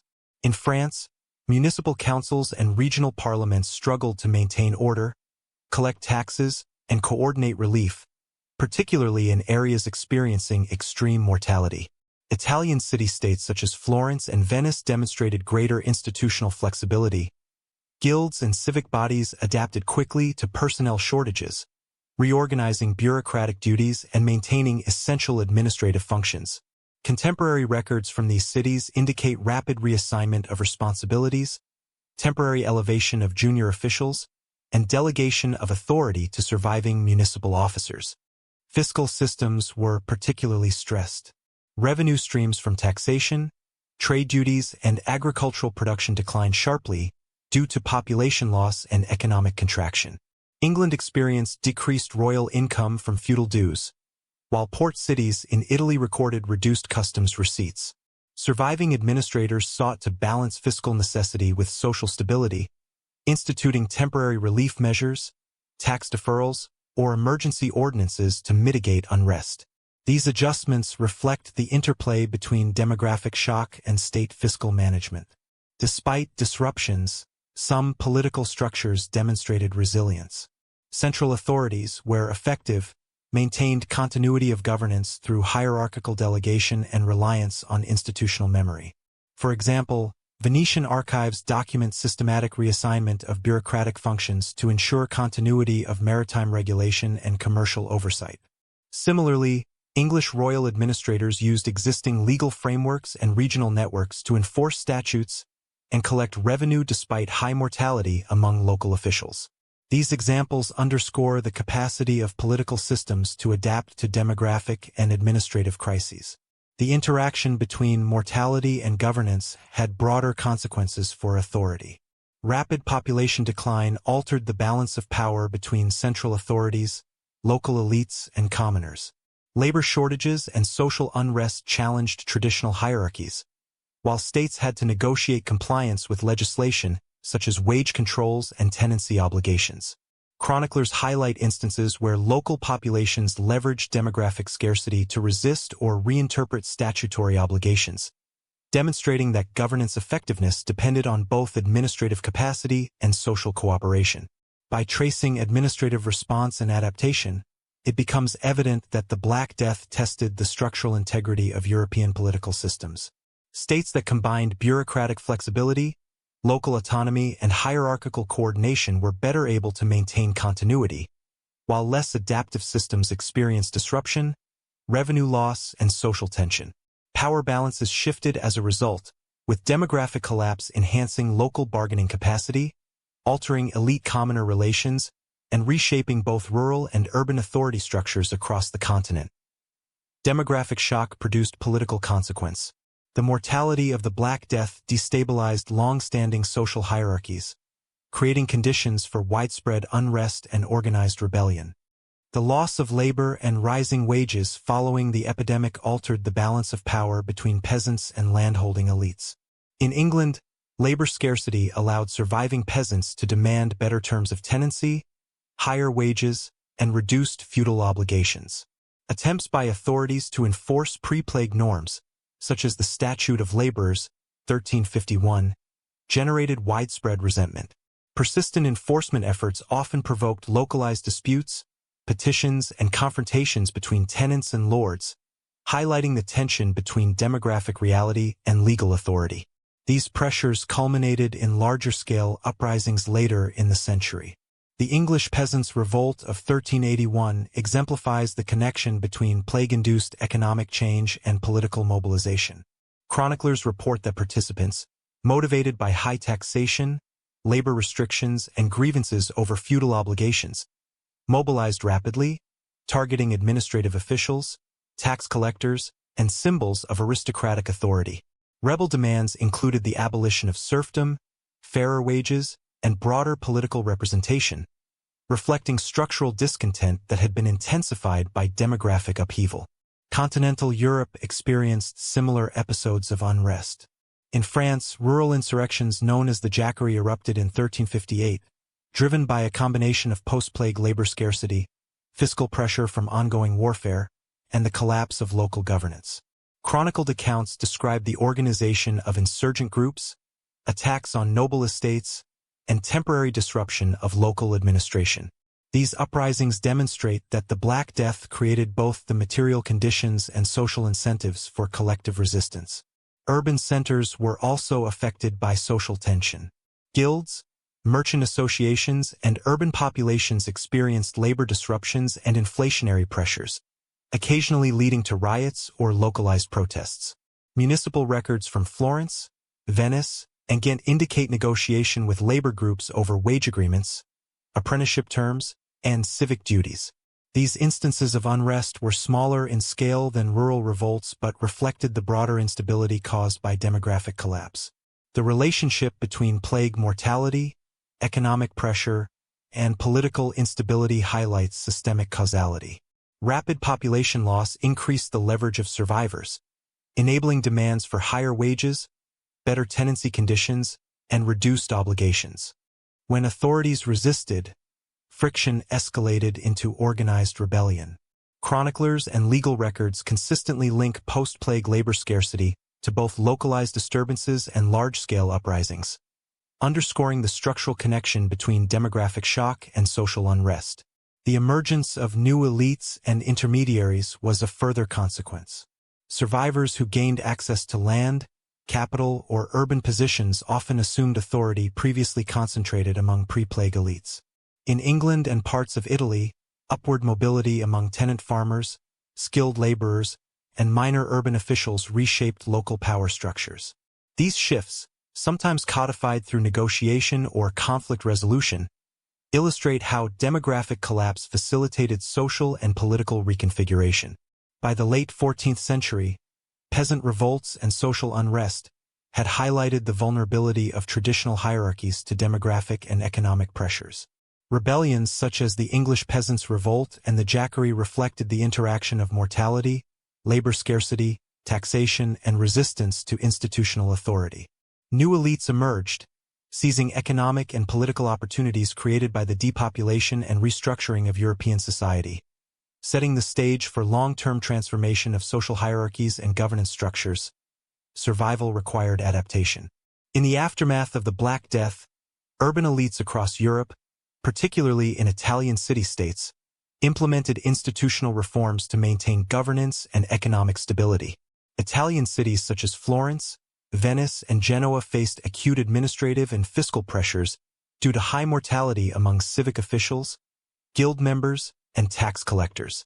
Municipal authorities responded by reorganizing bureaucracies, consolidating responsibilities, and creating more resilient governance structures. In Florence, the Signoria expanded its administrative reach by appointing deputies and reallocating civic duties, ensuring continuity in taxation, public order, and judicial processes despite widespread personnel loss. Venice similarly revised its magistracies, codifying succession procedures and formalizing emergency protocols to prevent administrative paralysis. Guilds and merchant associations played a crucial role in stabilizing urban institutions. Skilled artisans and traders who survived the plague often assumed positions of authority within guild hierarchies, influencing regulatory frameworks, production standards, and labor practices. Florence's guild records indicate systematic reassignment of responsibilities, adjustment of apprenticeship terms, and oversight of workshop operations to maintain economic continuity. These reforms strengthened urban governance while accommodating demographic and labor shifts caused by the epidemic. Fiscal and legal adaptation was a key component of institutional reform. Cities adjusted tax collection methods, restructured market oversight, and codified municipal regulations to reflect new population levels and economic realities. Venetian customs records and Florence's fiscal ledgers demonstrate modified revenue assessment, redistribution of municipal responsibilities, and incorporation of contingency measures for labor and trade fluctuations. These measures reflect a pragmatic response to demographic collapse, ensuring that administrative systems remained functional under extreme stress. Urban elites also mediated social tensions arising from labor scarcity and population decline. Council ordinances in Florence and Genoa addressed disputes between surviving laborers and landlords, established wage guidelines, and regulated urban property. By institutionalizing mechanisms for negotiation and enforcement, elites sought to prevent unrest, stabilize commerce, and maintain civic cohesion. Contemporary chronicles describe these measures as essential for preserving both economic productivity and social order in the post-plague environment. Demographic disruption created opportunities for the emergence of new actors within urban governance. Wealthy survivors, minor guild officials, and skilled artisans occasionally gained influence previously held by pre-plague elites. By integrating these individuals into administrative and commercial structures, city-states enhanced flexibility and resilience, ensuring that urban governance could adapt to both immediate and long-term challenges. By codifying procedures, redistributing authority, and strengthening institutional frameworks, urban elites in Italy transformed civic governance in response to the Black Death. These reforms illustrate the interplay between demographic shock, administrative necessity, and social negotiation, highlighting how cities leveraged organizational adaptation to preserve functionality and stability. The plague reshaped Europe's long-term trajectory, influencing political structures, social hierarchies, and institutional capacities in both urban and rural contexts. Adaptation by urban elites set a precedent for resilient governance and laid the foundation for broader economic and societal transformation in the late medieval period. The Black Death never truly ended in 1351. Recurrent waves of plague continued to affect Europe and parts of Asia for centuries, leaving societies in a state of repeated crisis. Following the initial devastation of 1347 to 1351, plague outbreaks reappeared periodically across Europe. Chroniclers recorded epidemics in 1361 to 1362, 1374 to 1375, and again throughout the late 14th and 15th centuries. Port cities, such as Marseille, Venice, and Lisbon, frequently served as entry points for renewed infections, reflecting the persistence of maritime and overland trade networks. Municipal death registers, parish burial records, and municipal ordinances provide quantitative evidence of these recurrences, illustrating their geographic reach and variable mortality. The 17th century saw the continuation of plague activity, often classified as part of the second and third pandemics. Significant episodes include the Great Plague of London, 1665 to 1666, and outbreaks in the Ottoman Empire and northern Italy. Contemporary accounts describe substantial mortality, disruption of commerce, and civic interventions, echoing patterns established during the mid-14th century. Archaeological evidence, such as mass graves in urban centers, complements documentary sources, confirming the recurrence of epidemic-scale mortality. Recurrent plague waves were influenced by multiple factors, including climatic variation, rodent population dynamics, and human mobility. Port cities and trade hubs remained particularly vulnerable due to ongoing commercial connections and population density. Epidemiological reconstructions suggest that while some regions experienced intermittent exposure, others faced nearly continuous cycles of localized outbreaks, producing long-term demographic stress. Societal response evolved in tandem with recurrence. Municipal authorities adapted public health measures, refining quarantine practices, burial regulations, and market controls. Italian city-states, including Venice and Genoa, established formal lazarettos and maritime health boards to inspect incoming ships and enforce isolation protocols. English towns codified cemetery management and sanitation ordinances, reflecting lessons learned from earlier epidemics. These measures demonstrate the integration of experience into civic governance and public health. Mortality and social disruption from recurrent epidemics maintained economic pressure on labor and production systems. Fluctuating population levels affected wages, tenancy arrangements, and urban labor supply. Chroniclers describe repeated cycles of scarcity, recovery, and renewed mortality, highlighting the long-term impact of endemic plague on demographic and economic structures. The persistence of plague also influenced cultural and psychological frameworks. Societies incorporated epidemic risk into ritual, civic planning, and personal behavior. Burial practices, religious observances, and urban hygiene measures were repeatedly modified in response to outbreaks, reflecting a growing awareness of the structural vulnerabilities that facilitated contagion.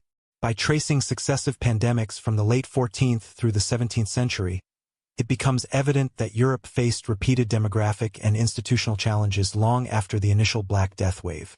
Societies adapted behaviorally, developing quarantine systems, municipal ordinances, and cultural norms designed to mitigate risk, setting the stage for early modern public health practices and long-term epidemiological awareness. Plague forced administrative innovation. The recurring threat of epidemic mortality compelled European authorities to develop formal public health measures that shaped civic governance for centuries. One of the earliest systematic interventions was the institution of quarantine. Venetian authorities, beginning in the late 14th century, mandated a 40-day isolation period for ships and their crews arriving from affected regions. The term quarantino, derived from the Italian word for 40, became the standard in port cities across the Mediterranean. Custom house and port records document inspections, detention of crews, and the establishment of controlled anchorage zones. These measures reduced disease introduction from maritime trade while establishing enduring protocols for epidemic management. Complementing quarantine, specialized facilities known as lazarettos were constructed to house potentially infected individuals and goods. The Venetian lazaretto on Lazaretto Vecchio, established in the early 15th century, exemplifies this approach.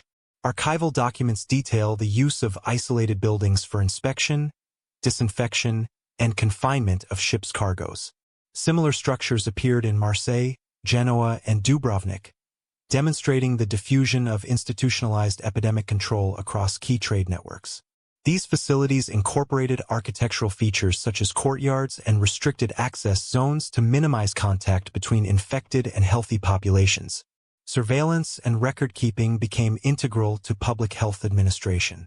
Port authorities, municipal councils, and guilds maintained registers tracking the arrival of vessels, movement of laborers, and outbreaks of disease within towns. Italian city-state archives reveal systematic reporting of infections, deaths, and quarantine compliance. In England, parish records began to incorporate more detailed mortality documentation, supporting both civic planning and epidemiological awareness. These systems enabled authorities to respond rapidly to emerging outbreaks, allocate resources, and enforce containment measures. Legislative codification reinforced public health practice. Municipal ordinances established penalties for noncompliance with quarantine, regulated burial practices, and restricted public gatherings. Venice and Florence, for example, enacted detailed statutes governing the treatment of plague victims, disinfection procedures, and oversight of hospitals and lazarettos. Such regulations institutionalized epidemic response, creating standardized frameworks for mitigation that extended beyond ad hoc measures. Economic and social considerations influenced implementation. Port cities balanced trade interests with public health needs, carefully regulating inspections to prevent excessive disruption while minimizing contagion risk. Lazarettos often incorporated commercial inspection of goods, ensuring continuity of commerce alongside epidemic control. Municipal authorities integrated public health measures into broader administrative systems, demonstrating the interconnection between governance, commerce, and disease management. The development of these innovations reflects both the necessity imposed by recurrent plague and the capacity of civic institutions to adapt structurally. By standardizing quarantine, establishing isolation facilities, and implementing surveillance systems, European authorities laid the foundation for modern public health governance. Evidence from archival documents, building remains, and civic correspondence confirms the enduring influence of these measures. Cultural memory of plague reinforced adherence to public health innovation. Communities informed by prior epidemics accepted or demanded quarantine, isolation, and monitoring.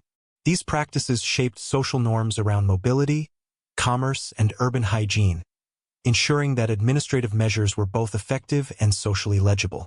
Cultural memory persisted, shaping collective behavior and institutional practice, and reinforcing the long-term integration of epidemic management into European civic, economic, and social systems.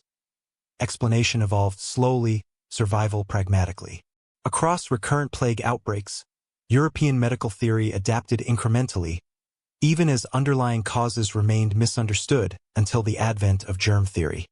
Medieval physicians initially interpreted plague through the lens of humoral theory and miasmatic causes. Contemporary treatises emphasized imbalance of the four humors: blood, phlegm, black bile, and yellow bile, as well as corrupted air and planetary alignments. Physicians such as Guy de Chauliac and Jacques d'Agremont recorded observations of symptom progression, mortality, and contagion patterns, attempting to correlate environmental and bodily conditions with outbreak severity. These writings reflect empirical attention to disease without accurate identification of microbial causation. Practical measures developed alongside theoretical interpretations. Physicians advised bloodletting, purging, and dietary regulation to restore humoral balance, while municipal authorities enforced sanitation protocols, removal of waste, and restrictions on public gatherings. Apothecaries supplied herbal remedies and aromatic compounds believed to counteract miasma. Although largely ineffective against Yersinia pestis, these interventions illustrate the integration of medical theory, observation, and administrative action in epidemic response. Over successive outbreaks, medical understanding incorporated epidemiological observation. Chroniclers and physicians documented patterns of transmission, noting that proximity to the sick increased risk and that contagion often spread along trade and travel routes. Physicians began recommending isolation of the ill and disinfection of spaces, signaling a shift from purely humoral remedies toward practices recognizing environmental and social determinants of disease. Venice's lazarettos and Florence's quarantine ordinances illustrate this pragmatic alignment of medical theory with public health necessity. Medical practice remained diverse and regionally contingent. Urban centers with institutionalized medical faculties, such as Bologna, Padua, and Paris, produced extensive treatises and guidelines, whereas rural communities relied on local healers, midwives, and folk remedies. Contemporary correspondence and municipal records show variation in treatment methods, reporting, and enforcement of preventive measures, reflecting both resource availability and adherence to evolving medical advice. Documentation of symptomatology, mortality, and post-mortem observations contributed to incremental improvement in clinical understanding. Physicians recorded buboes, fever progression, and rapid mortality, distinguishing plague from other febrile illnesses. These records, preserved in Latin and vernacular manuscripts, facilitated comparative analysis across outbreaks, laying the groundwork for later epidemiological reasoning. While causation remained misconceived, accumulation of systematic observation marked a significant development in medical methodology. Public health measures increasingly reflected this practical knowledge. Isolation of the sick, management of burials, and disinfection of dwellings and clothing were employed to limit contagion. Medical treatises began to advise avoidance of crowded spaces, regulation of trade hubs, and environmental cleansing, demonstrating convergence between empirical observation and civic action. The integration of medical and administrative measures illustrates the adaptive capacity of European societies in managing recurring epidemic threats. By the early modern period, repeated plague outbreaks had fostered a growing awareness of environmental, social, and behavioral factors in disease propagation. Although microbial causation remained unknown, incremental adaptation of medical theory and public health practice demonstrates the pragmatism of practitioners and authorities in mitigating risk. The plague entered historical memory as both a social and epidemiological phenomenon, embedding lessons from recurrent outbreaks into cultural, civic, and medical practices that shaped subsequent European approaches to epidemic disease. The plague was global, not European. As it swept through Europe, the Black Death simultaneously devastated populations across the Middle East and the broader Islamic world, leaving profound demographic and administrative consequences. In North Africa, the Levant, and Egypt, Mamluk administrative records document extensive mortality and disruptions to governance. Cairo, the administrative center of the Mamluk Sultanate, experienced severe population loss, with chroniclers noting high death rates among urban residents, soldiers, and officials. Tax registers and property documents indicate a contraction of taxable households, revealing the economic repercussions of widespread mortality. Agricultural production declined, and land previously cultivated by rural tenants was left fallow, creating localized food shortages and economic dislocation. Ibn Khaldun provides a critical contemporary perspective on the social and economic impact of the plague in the Islamic world. In his Muqaddimah, he records depopulation, labor scarcity, and subsequent shifts in social hierarchy, highlighting both the immediate human toll and the structural transformations that followed. He emphasizes the breakdown of traditional administrative and military systems, illustrating how demographic collapse affected governance, fiscal management, and security. Reports of urban depopulation, reduced manpower for military garrisons, and weakened fiscal authority parallel European experiences, demonstrating the systemic nature of plague's impact.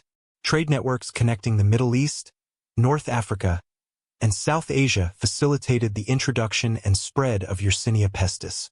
Caravan routes through the Levant and the Nile Valley transported both goods and disease, mirroring patterns seen along the Silk Road and Mediterranean maritime corridors. Port cities such as Alexandria and Acre were particularly vulnerable, with shipboard rodents and crowded storage conditions amplifying transmission. Contemporary correspondence between merchants and officials documents disruption of trade flows, delays in shipment, and the imposition of local quarantines or isolation measures to contain contagion. Urban centers in the Islamic world adapted administrative and public health measures similar to European approaches. Mamluk authorities organized the inspection of markets, restricted movement within cities, and implemented burial protocols to manage high mortality. These measures reflect an empirical, pragmatic response to epidemic crisis, despite the absence of germ-theoretical understanding. Records of property redistribution, taxation adjustments, and labor reallocation highlight the economic and social mechanisms used to stabilize society during and after outbreaks. The demographic consequences were severe. Mortality estimates suggest that some regions lost between 1/3 and 1/2 of their populations, comparable to European figures. Labor shortages disrupted agricultural and urban production, while elite households and military garrisons faced challenges in maintaining authority and operations. Long-term social effects included increased mobility of laborers, consolidation of estates, and alterations in property rights, paralleling structural shifts documented elsewhere in Eurasia. By linking narrative accounts, administrative records, and economic documentation, it is evident that the Black Death produced comparable structural pressures across the Islamic world. Governance, commerce, and societal organization were simultaneously challenged, illustrating the pandemic's transregional scope and the interconnectedness of Eurasian disease ecology.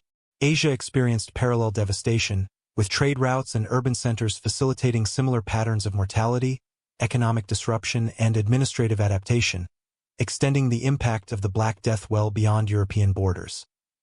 The pandemic's origins were also its victims.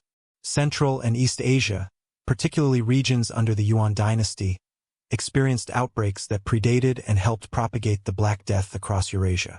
Yuan dynasty administrative records and local chronicles provide evidence of significant mortality in northern China and Inner Asia during the early 14th century. Population registers indicate declines in both urban and rural communities, with disruptions in tax collection, grain storage, and military conscription.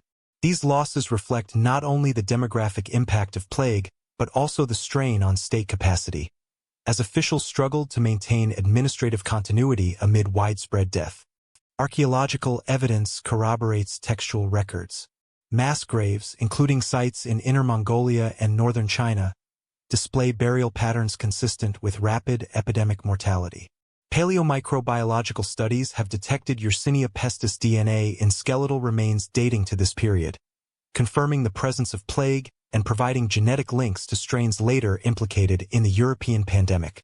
These findings indicate that Central Asia functioned as both a reservoir and a transmission corridor for Yersinia pestis, with marmot populations in steppe regions serving as a persistent ecological source. Trade and military movements facilitated the westward spread of plague from East and Central Asia. Caravan routes, including the Silk Road, carried merchants, soldiers, and goods, enabling the transmission of infected rodents and fleas over long distances. The Mongol Empire's political unification in the early 13th century created unprecedented connectivity, reducing barriers to movement and inadvertently accelerating pathogen dispersal. Contemporary Yuan records note quarantines for certain towns and restrictions on travel during epidemics, though enforcement was limited by administrative capacity and scale. Urban centers, including Beijing and Khanbaliq, experienced substantial mortality.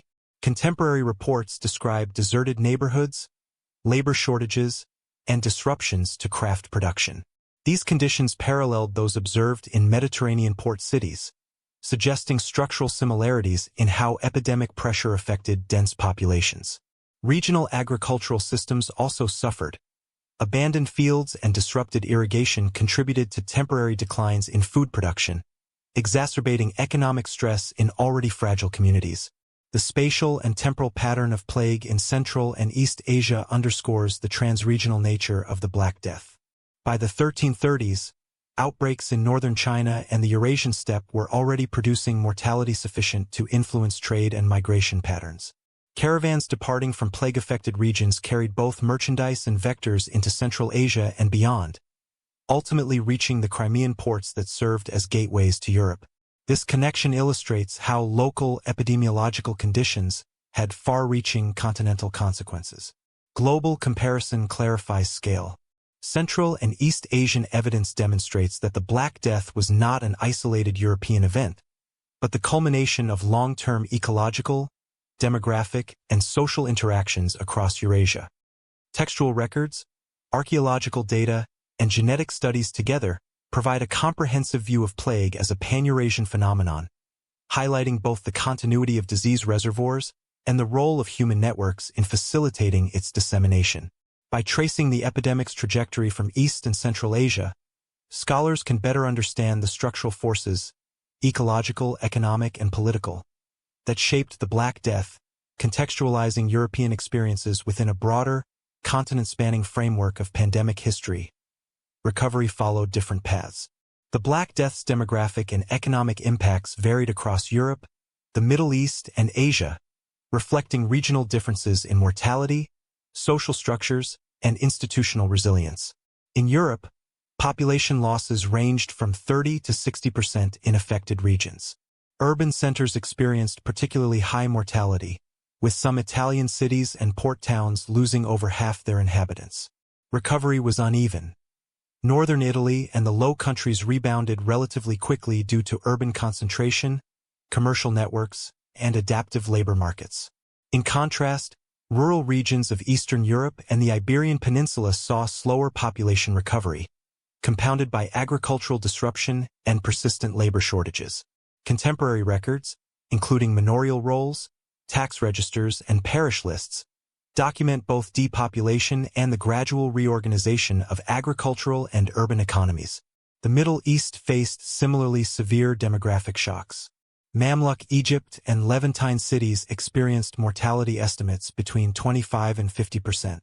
Urban administrative systems suffered due to high official mortality, while agricultural production contracted in rural regions. Recovery was influenced by institutional capacity.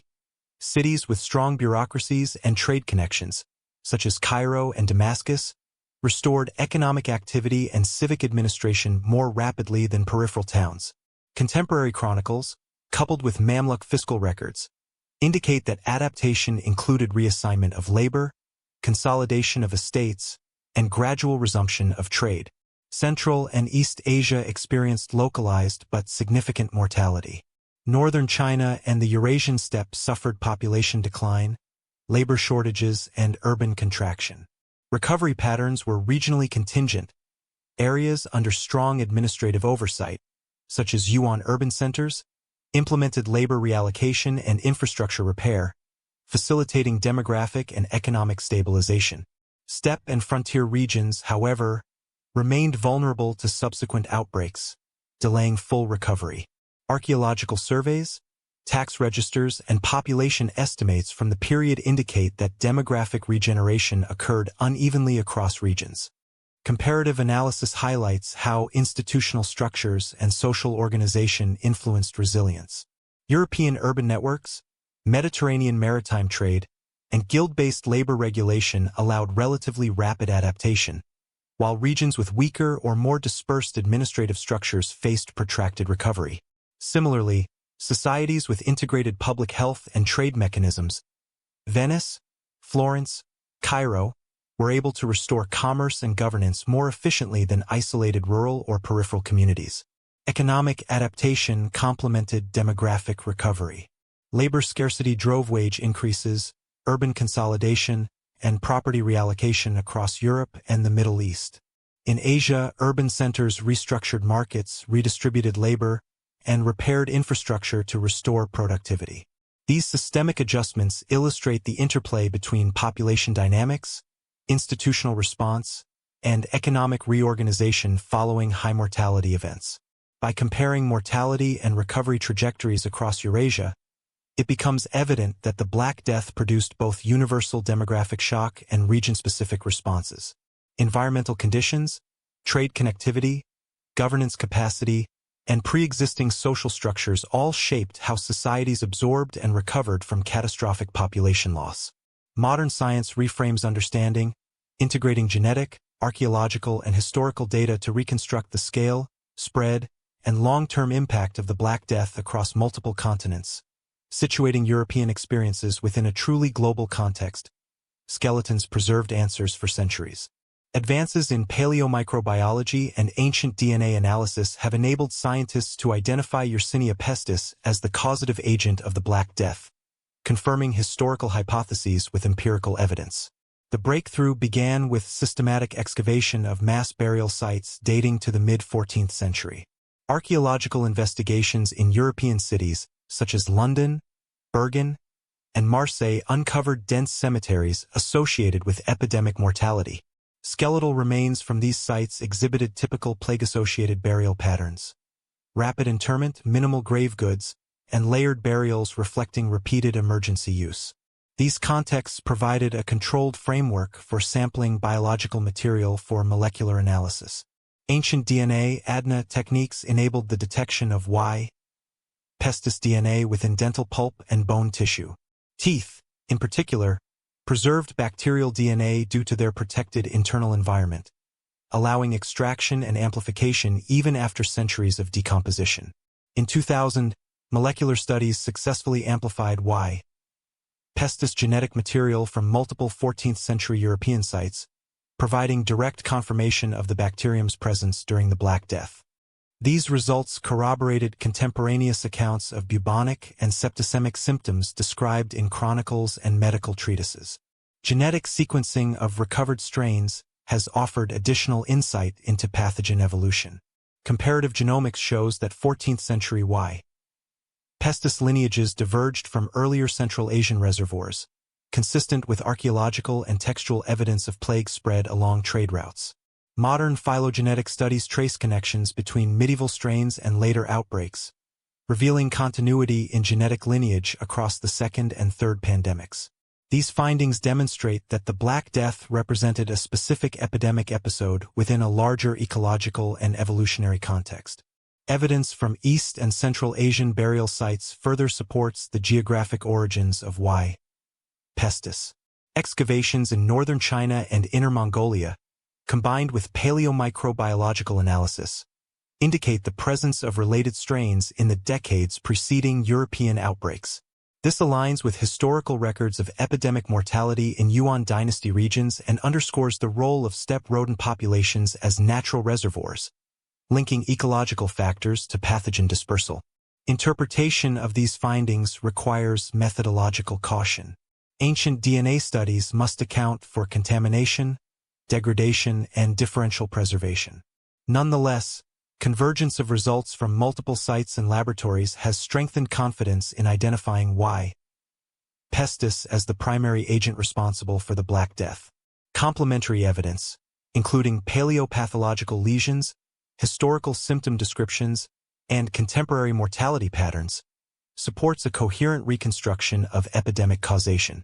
By combining archaeological excavation, molecular biology, and historical analysis, scholars have clarified the etiology of one of history's most devastating pandemics.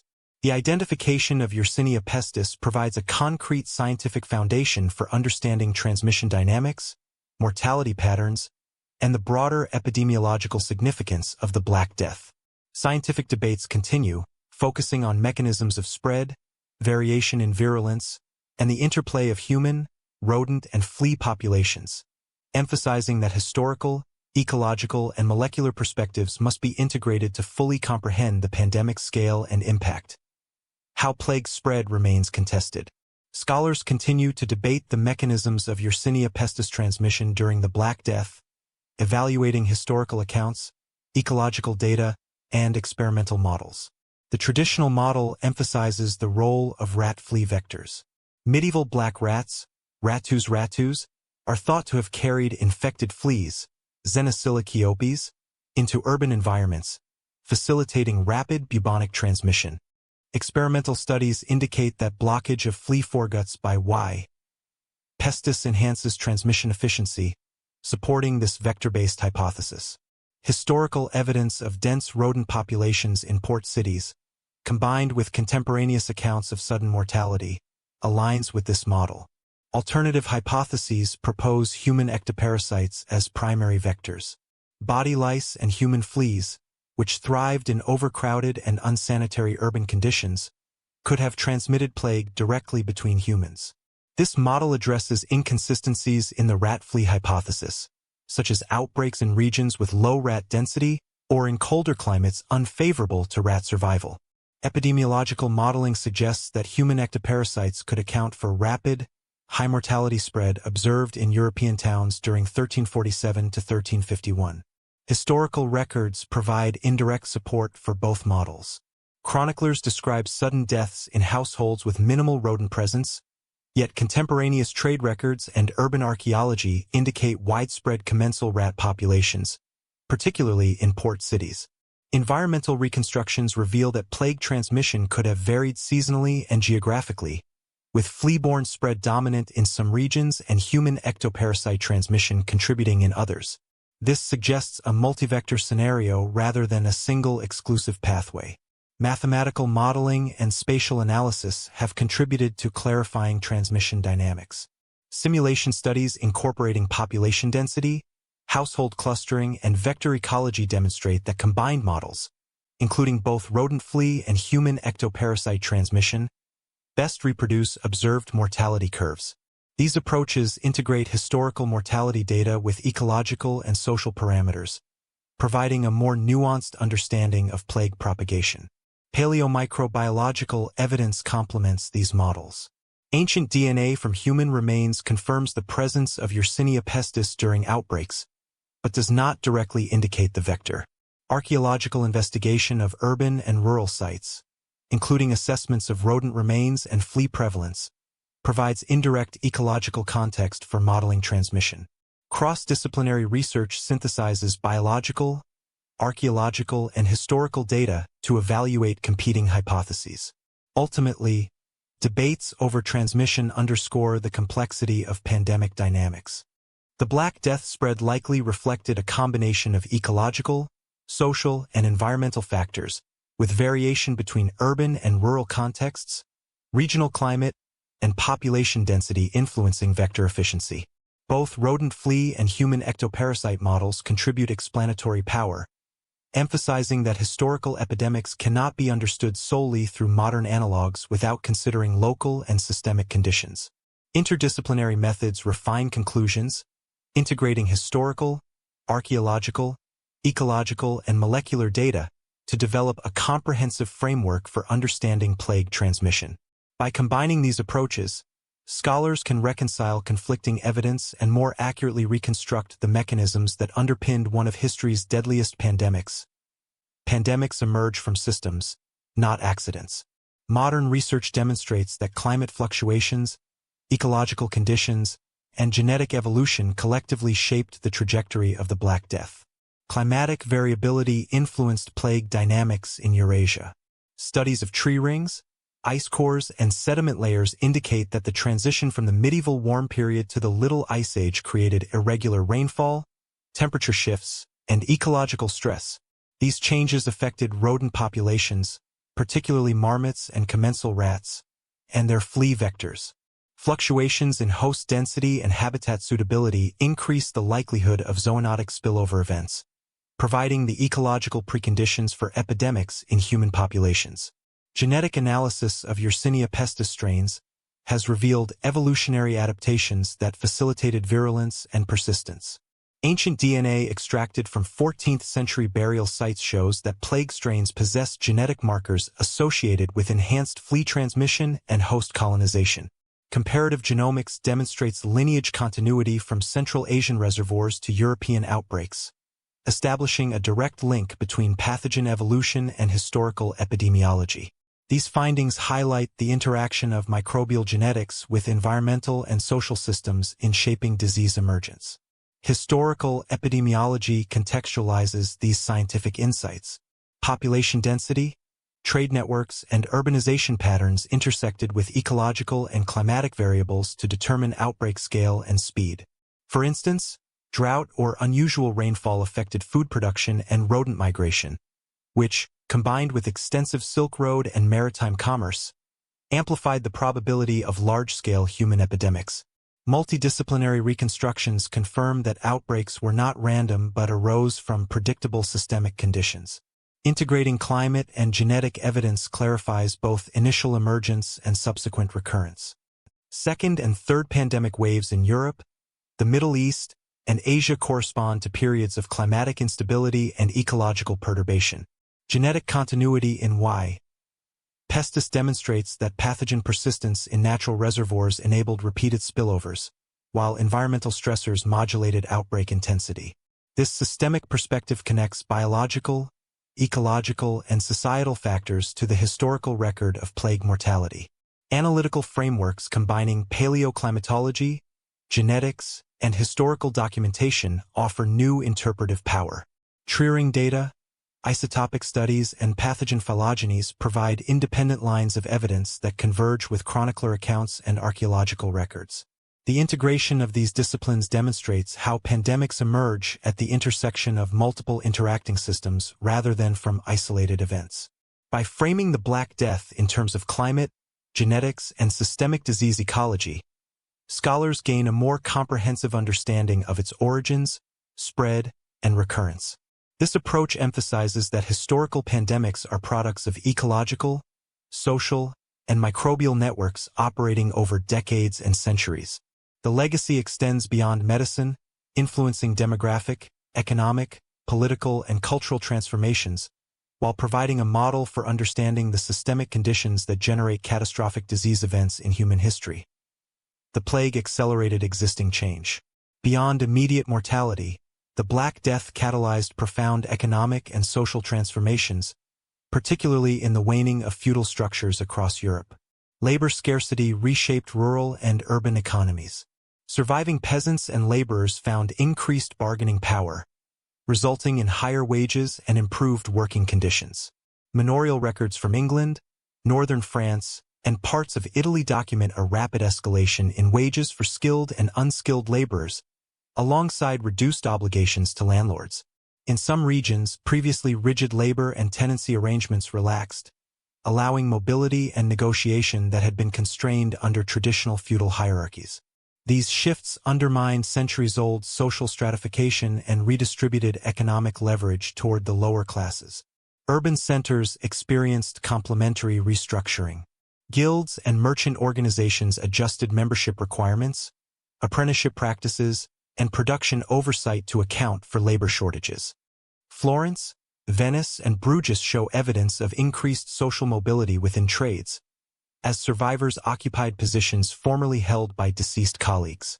These adaptations stabilized urban economies while indirectly contributing to broader social change by enabling new actors to influence governance and commerce. Agricultural innovation and land use also reflected structural adjustment.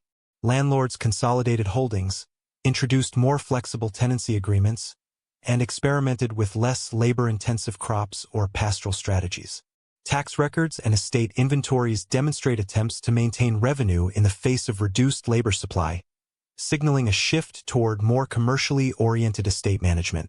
This reorientation facilitated the gradual erosion of rigid manorial structures and laid the groundwork for emerging market economies.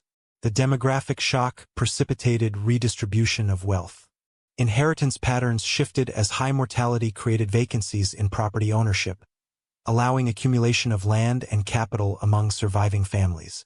Legal records and notarial documents indicate that survivors were often able to consolidate resources, accelerating social stratification within a transformed economic framework.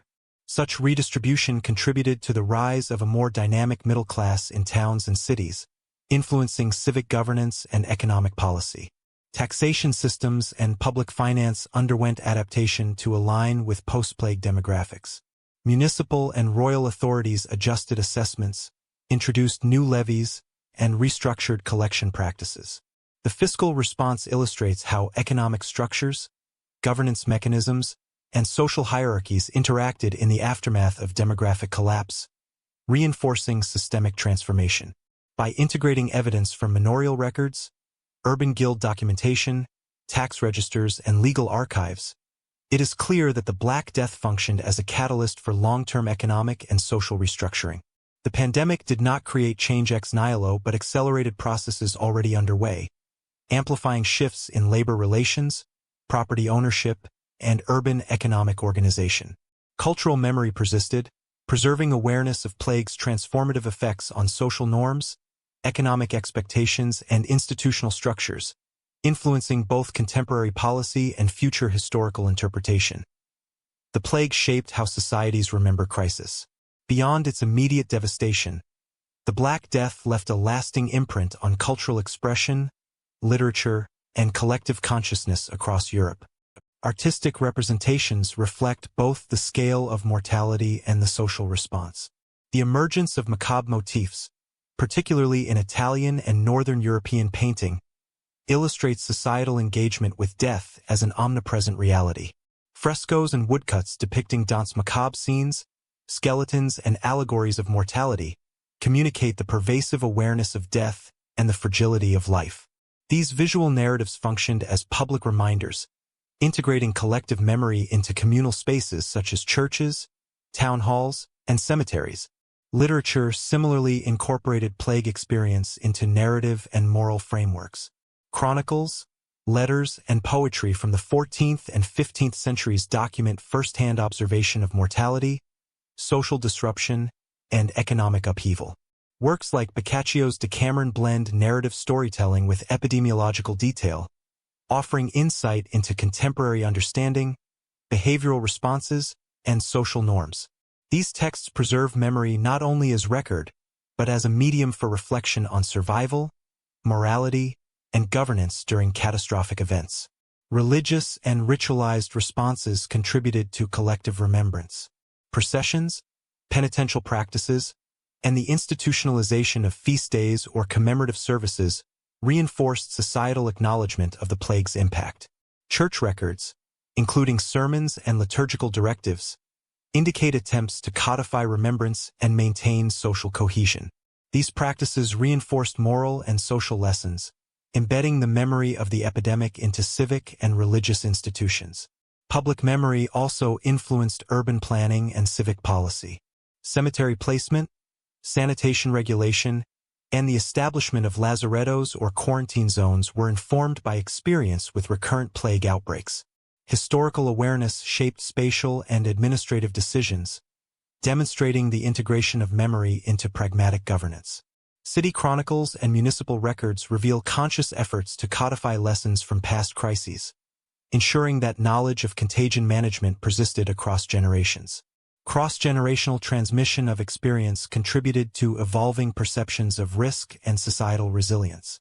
Collective memory reinforced patterns of behavior, including avoidance of dense urban spaces during outbreaks, respect for isolation protocols, and maintenance of hygiene practices. This memory informed both cultural expression and administrative strategies, linking social cognition to long-term adaptation.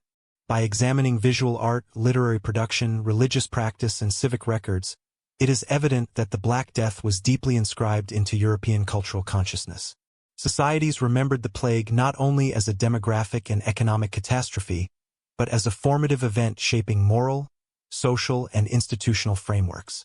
Final assessment requires synthesis. Understanding the Black Death demands integration of cultural memory with demographic, economic, and political analysis, highlighting how historical experience was both recorded and transmitted across generations, shaping long-term European social structures and perceptions of crisis. The Black Death was not an ending, but a transformation. Across Europe, the Middle East, and Asia, the pandemic reshaped societies structurally, leaving a legacy that cannot be attributed to a single cause or event. Synthesis of demographic, economic, political, and cultural evidence reveals a complex interplay of factors driving both immediate and long-term change. Mortality estimates indicate that up to half of some populations perished, creating labor shortages that transformed rural and urban economies. Wage increases, mobility of labor, and shifts in tenancy arrangements accelerated social and economic reorganization, while urban centers adapted through guild regulation, commercial realignment, and public health measures. Simultaneously, governance structures faced unprecedented stress, prompting administrative reforms and institutional innovation. Global comparative analysis highlights shared structural patterns. Central and East Asia, the Middle East, and Europe experienced high mortality, economic disruption, and civic adaptation, though regional variation was significant. Trade networks, environmental conditions, and social organization mediated outcomes, demonstrating that the Black Death's consequences were contingent upon pre-existing systemic factors rather than being uniform across regions. Cultural and intellectual responses further illustrate the pandemic's transformative effect. Art, literature, and religious practice memorialized mortality and codified social norms. Collective memory shaped civic and individual behavior, reinforcing adaptation strategies that persisted beyond immediate outbreaks. These responses interacted with structural shifts in labor, governance, and commerce, reflecting an integrated societal transformation. Scientific research provides additional insight, situating the pandemic within ecological and genetic frameworks. Ancient DNA confirms Yersinia pestis as the causative agent, while paleoclimatic and ecological data demonstrate the role of environmental conditions in facilitating zoonotic spillover. Epidemiological modeling shows the contribution of human and animal vectors, highlighting the systemic nature of pandemic spread. These findings corroborate historical records and archaeological evidence, producing a multi-layered understanding of the Black Death as a complex phenomenon. Interpretive conclusions emphasize structural causation over single-factor explanations. The Black Death did not emerge solely from pathogen virulence, human error, or divine judgment. Rather, it arose from the interaction of ecological, social, economic, and political systems. Mortality, recovery, and adaptation were shaped by network trade, urban density, climatic fluctuations, governance capacity, and cultural frameworks. This integrated perspective aligns with contemporary historiographical and scientific approaches to pandemic analysis. Ultimately, the Black Death served as a structural turning point in global history. By catalyzing economic, social, and institutional transformation, it accelerated the decline of feudal hierarchies, fostered public health innovation, influenced governance, and embedded itself in cultural memory. Its legacy shaped demographic trends, economic systems, and societal organization for centuries, extending far beyond the immediate mortality crisis. If you found this exploration of the Black Death illuminating, consider subscribing to Nightfall History for more deep, academically grounded journeys through the world's greatest civilizations, empires, and pivotal events. Each video is meticulously researched and designed to provide clear, factual, and cinematic storytelling. Enable notifications so you never miss a new documentary, and share this video with others who are curious about history's most transformative moments. For those who want to explore further, check the timestamps and references in the description for detailed sources and extended reading. Settle in, listen closely, and let history unfold.